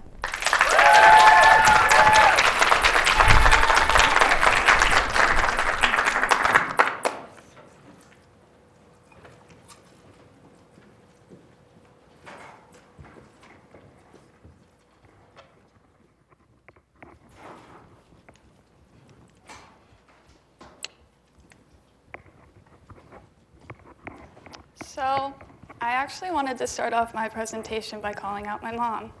Hey. I remember when I first told her I was doing what it's like to be an introvert as my MedEx topic, the first thing she said to me was, "But you're not really an introvert." And I kind of looked at her with a shocked look on my face and said, "Well, what makes you say that?" And she tells me, "You like to hang out with people." And I kind of just jokingly rolled my eyes at her and huffed and said, "This is exactly why I need to do this presentation." You see, it's not just my mom, but I've noticed that most people don't really understand what it means to be an introvert. Most people think introverts are extremely shy, hard to get to know, and like to be alone. And although this may be true for some introverts, most of us are not like that at all. Because of this negative stereotype, most of the time introverts are not given a fair shot when it comes to leadership positions, making friends, school, and more. This negative stereotype affected me when I was younger. I was made to feel wrong to be introverted. I can't tell you the number of comments I got that I was too quiet, such as, "Do you ever talk?" I think that's the first time I've ever heard her speak. And even comments by my old English teachers, such as, "I'm going to recommend Olivia for honors English, but I would like to see her participate more in group work and class conversations." These comments made me question who I was and even tried to make me change myself because I hated being known as a quiet kid. So, for a while, I forced myself to be an extrovert, and it worked. I was no longer known as the quiet kid. I was getting invited to all the cool kids' birthday parties. I finally became the person my surrounding environment wanted. But guess what? I found it emotionally draining to be that person. You see, no matter how hard I tried, socializing and public speaking did not come easily to me. Well, they still don't. The amount of effort I need to put in to have a conversation with someone I'm not close with is a lot harder than you think. Actually, let me let you in on my little personal introverted thought process when it comes to having a conversation. First, think of every, and I mean every, possible scenario the conversation could go. Second, worry yourself that you are going to mess up this conversation. Third, finally have that conversation. If the conversation goes well, have a mini celebration that you just had a successful conversation and feel extremely proud of yourself. Or, if you mess up the conversation, such as when your doctor tells you to have a great rest of your school year and you reply with, "You too." And if you're wondering if this was an actual conversation I had, yes, it was. Obsess about it for the next few days, even though the person you were having the conversation with won't remember your mistake in the next hour. Yeah, that conversation still haunts me to this day, if you haven't noticed. Let me tell you what I had to do to prepare to speak in front of you all. You see, all you lovely people are friends and family of my wonderful classmates sitting in front of me. But, since I don't know most of you, in the nicest way possible, you all terrify me. So my conversation thought process applies to you all. So, to prepare myself, I had to give myself multiple pep talks in the mirror and practice my script multiple times in front of my loving, attentive, and caring support system. My cats. Praying that if I didn't mess up in front of them, I wouldn't mess up in front of you. Anyways, it wasn't until this year, actually, that I learned that there's nothing wrong with being an introvert, and I thank New Visions for teaching me that. I did a class assignment where I watched a TED Talk called The Power of Introverts, and the speaker, Susan Cain, really opened my eyes to a giant issue. The world is made for extroverted people. She explained that schools and the workplace are designed for extroverted people to succeed because of the group work mentality. Furthermore, she explained the idea of what a leader is based around extroverted people. Have you noticed that in almost every single movie and TV show, the main characters are these outspoken people who are extremely good at public speaking and socializing and always know what to do or what to say in conflict? It's because of this issue that introverts feel out of place, like they don't belong, and that they shouldn't be leaders.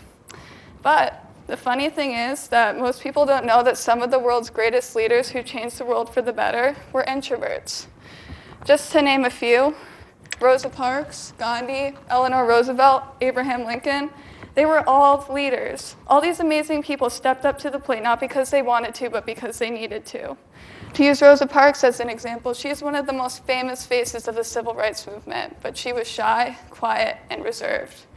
She could have easily gotten up from her seat and moved to the back of the bus, but she stood up for what's right because she needed to. And because of her actions, the world is a much better place today. To use a more recent example, the 2008 stock market crash actually might have been prevented if introverts were listened to. To make an extremely long story short, in 2008, many banks were led by risk-taking extroverts. Because they came off as confident and sounded like they knew what they were doing, these extroverts got promoted, leading to more risk being taken that shouldn't have, and eventually the stock market plummeted. But there was also people who could have prevented this crash who were more on the introverted side. They called that risk-taking wasn't the right move, but because culture favors extroverts and contagious enthusiasm, these introverts were pushed to the side, having their viewpoint being called as pessimistic. If more introverts had been taken seriously rather than being pushed to the background, the crash might have been avoided. What is the moral of the story, you might ask? It's that introverts are usually not listened to because they come off as more timid or unenthusiastic, which is sad because introverts take a lot of time and thought into their decisions and how their decisions affect the world around them. If the world changed the way they looked at introverts, more introverts would step up to the plate and change the world for the better. Introverts just need to be given the chance. Thank you.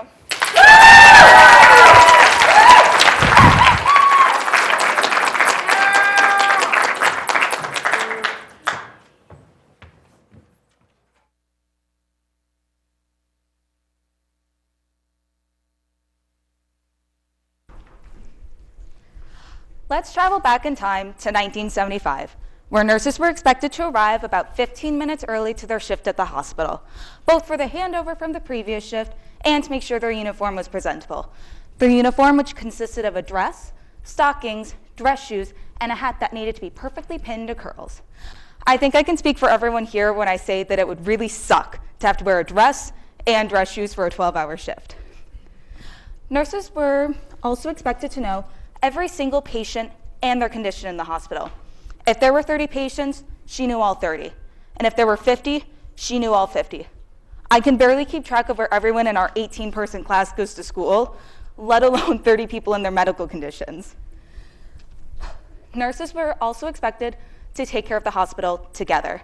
They would make sure food and medication were given on time to the patient, and bedpans were changed and clean, and essentially keep the hospital clean.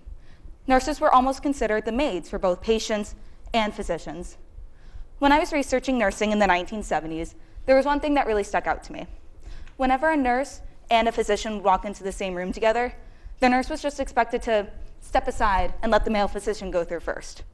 And this was a huge thing. Nurses would crowd around rooms just to let the male physician walk through before them. Let that sink in for a minute. Now let's go back to the present. Nurses are still expected to arrive about 15 minutes early to their shift, but now it's in the comfort of colorful scrubs and their choice of Crocs, clogs, or sneakers. The nurses can be expected to be taking care of 2 to 5 patients during their shift, and even though the new technology and charting can be annoying and time-consuming, it helps nurses keep track of everything and stay organized. Now, when nurses and physicians walk into the same room together, it's not made into a power move. It's to do a job and to take care of their patients. Nurses are one of the most vital parts of the hospital and patient well-being. Nurses spend the most time with patients and their families and help comfort them. They work behind the scenes of the show to make sure the hospital is kept afloat and patients are taken care of. And it's time that the work that they do is recognized, respected, and made more diverse. In a typical hospital, there is an unspoken hierarchy, with physicians at the top and nurses towards the middle and bottom. Doctors diagnose the patients and figure out the best course of treatment for them, and nurses are expected to carry out the orders with little to no hesitation. This whole hierarchy system has been around since hospitals were invented, where physicians were all men and nurses were all women, and this was normal at the time for them. In the 60s and 70s, it was totally socially appropriate for physicians to scream, throw things, and essentially have temper tantrums at the nurses. And nurses were expected to get over the abuse and get on with their day. Today, that's called a hostile work environment, and those doctors would most likely be arrested for assault and fired. Even still, the hierarchy is still in play today. At the beginning of the year, our class read a book called The Shift by Teresa Brown, who described one of her many 12-hour shifts as a registered nurse. And in the book, she delved into the hierarchy a lot. But one of my favorite situations that she brought up was when she and this doctor she worked with towed the line of the hierarchy. Her and the doctor were bantering about politics and joking around, And at the end of the conversation, he asked her to go get him a cup of coffee. And it created a lot of tension between the two. She eventually laughed it off and held around that wasn't her job. If that exact same situation had happened in 1975, the nurse would be expected to drop everything, go get the coffee, and get on with the day. Today, the hierarchy is still alive and well, but we're starting to see those lower on the pyramid get the respect that they deserve, but there's still a long way to go. So when we think of nurses, what's one of the first words that comes to mind? Probably trusting, caring, benevolent, kind. The public voted nurses the second most trusted professional, with firefighters being first. The public expects nurses to advocate for them and make sure their hospital stay is as comfortable as possible. Nurses are considered heroes to the people now, especially after the pandemic. Physicians have another view on nurses. Physicians expect nurses to carry out their orders,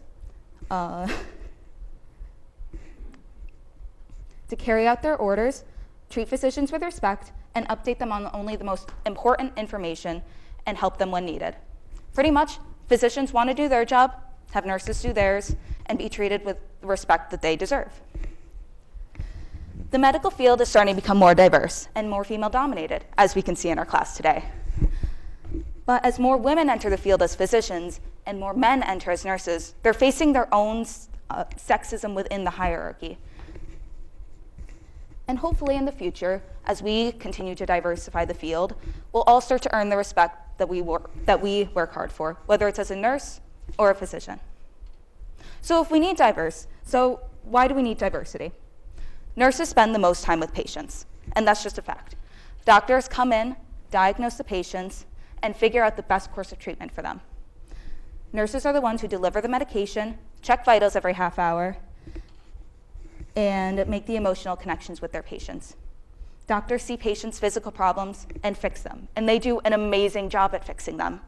But nurses, being with patients so much more, make emotional connections with them and see patients as a whole. With nurses being the main advocates for patients, it's important for patients to be able to see themselves in the people taking care of them. In the United States today, there are over 2 million registered nurses, with 87.7% of them being female and 66.1% white. That's insane. I mean, we can't just have all white women taking care of patients. We need to see all genders, religions, races, sexualities, so that way patients feel more comfortable opening up. Because when we are able to connect with people, we feel more comfortable opening up. And hopefully that will allow doctors and nurses alike to help patients more. So if we need more diversity, why are most nurses female and white? Well, nursing has been a female-dominated profession for most of history. And nurses are expected to be kind, caring, patient, aka very stereotypical female traits. And this has put a lot of men off from joining the nursing field. But I think another huge factor that we need to consider is how the media portrays nurses. Take one of the most popular medical dramas ever created, Grey's Anatomy, a show about talented surgeons and their lives in and out of the hospital. Is this show accurate? No, not at all. But we still all love it. One thing that I remember when watching the show, especially in the earlier seasons, was that I could barely remember any nurses that weren't female or white. And most of the time, these nurses were used to fulfill a romance plotline. And especially when the doctors did date the nurses, they were often made fun of for it, like it was below them to date a nurse. And if the nurses weren't being used for a sex or a romance plotline, they were wallflowers with no storyline, lines, or personality. Again, is Grey's Anatomy realistic? No, not at all. But does media still impact what career we want to go into when we grow up? Absolutely. Today, we're starting to see more shows come out with strong, powerful, diverse, respected nurses. And hopefully, the more that we start to see nurses in these shows, the more people will be motivated to join the field. When I first started telling people I wanted to become a nurse, the main reaction I got was, if you want to go into the medical field so bad, why don't you just go to medical school? It was essentially like my friends and my family were telling me that I was settling by becoming a nurse. But nurses play a major role in keeping hospitals afloat and patients taken care of as a whole. Nurses, and that's what makes nursing so amazing, the connection with patients and being with them throughout one of the most difficult times of their lives. And it's time that nurses, no matter gender, race, sexuality, or place in the hierarchy, receive the respect that they have worked hard for. Thank you.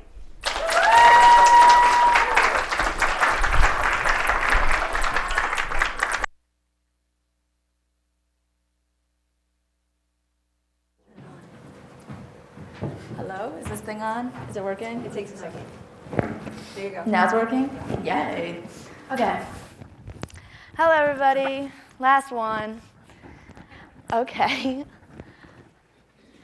Okay. Imagine you land on this alien planet. There are trillions of organisms that live in these giant mountains and in deep caves. There are marshlands and deserts. It is dry, hot, humid, warm, wet, and cold. This alien planet is our skin. The deep caves are hair follicles, while the giant mountains are folds. Our shoulder skin is a vast desert, while our armpits are a marshland. Everyone has different skin types, which are like whole different alien planets. But how different can it really be? Well, it turns out very, very different. Environment plays a huge role in what our skin terrain is. The particles in the air at a movie theater are vastly different from the particles in the air at your home. Depending on where you live, there are varying amounts of sun, differing temperatures and humidities, and unequal amounts of pollution, which all lead to different alien planet terrains. And on all these alien planets, there are aliens, tons of microorganisms. But luckily for us, most of these aliens are good, very good. And the more we love them, the more they love us back, by caring for our skin planet, fending off nasty invaders, and managing our skin ecosystem.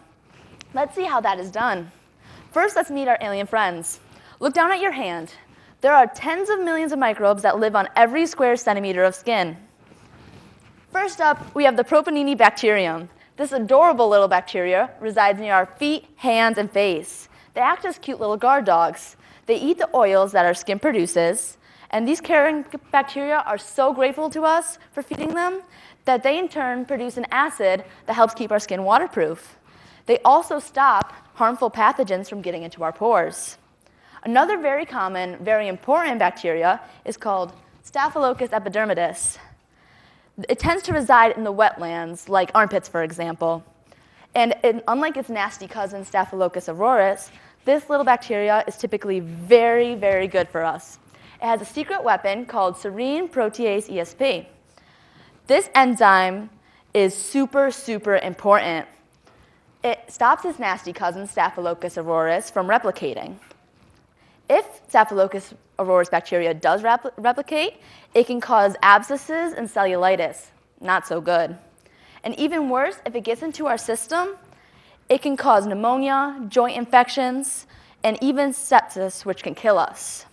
But thankfully, we have Staphylococcus epidermidis living on our skin. But just like any alien, we don't want to make it mad.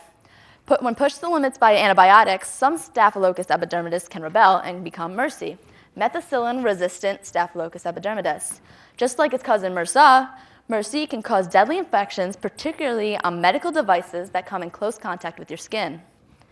Back to nicer things, our skin also has these guys, Demodex mites. One person can have up to 1 million Demodex mites on their skin at one time. They tend to live in our hair follicle caves. They help us out by eating your dead skin cells. I know this sounds super gross, but if we didn't have them, we'd have a bunch of extra skin where we don't want them. Think of your skin as one big callus.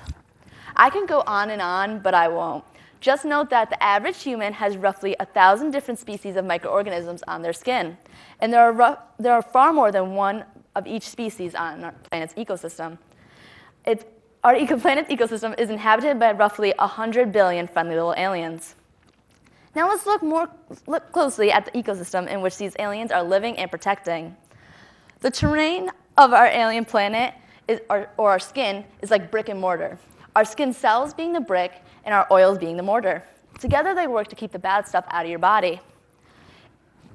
Just as it's very important to protect our alien planet, that is to say our skin and its microbiome inhabitants.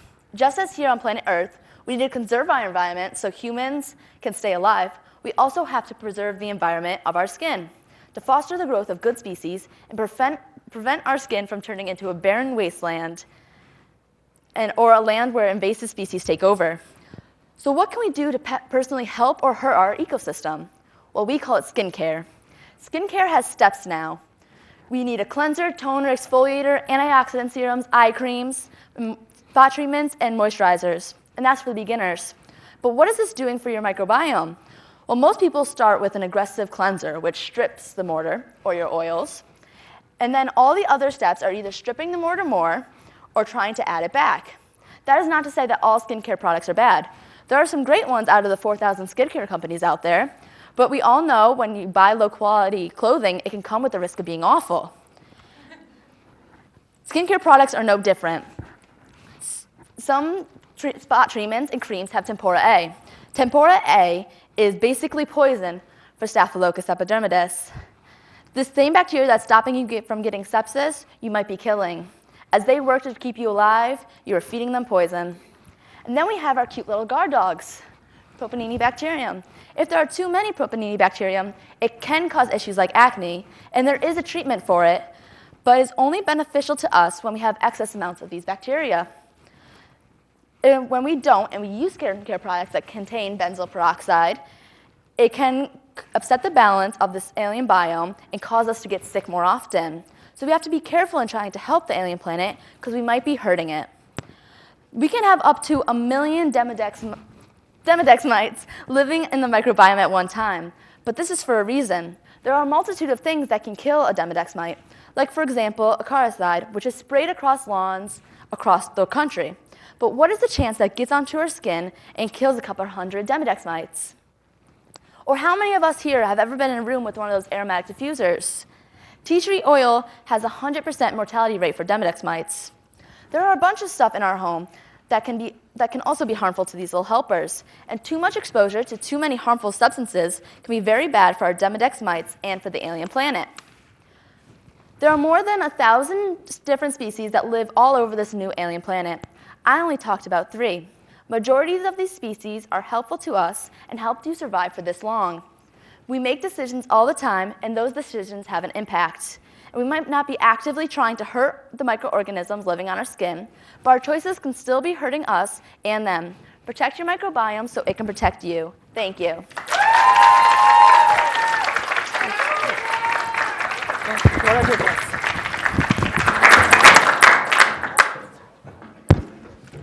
There you have it, folks. I know you are so incredibly proud of our students. Thank you for staying. I would encourage you to stay, take pictures, have people pose really cool, have the students who have coordinated their outfits can take a group photo, accidentally coordinated their outfits. Also, please do drop by and chat with me if you'd like. There are still some drinks and so forth out there. If you want to take your student home or bring them to school or dismiss them, you are more than welcome to do that. Of course, I will stay until the end of the school day for students who need or want to stay here. We finished up a little early, and that's great. And basically, that's all I have. Guys, just join me one more time in really admiring these students.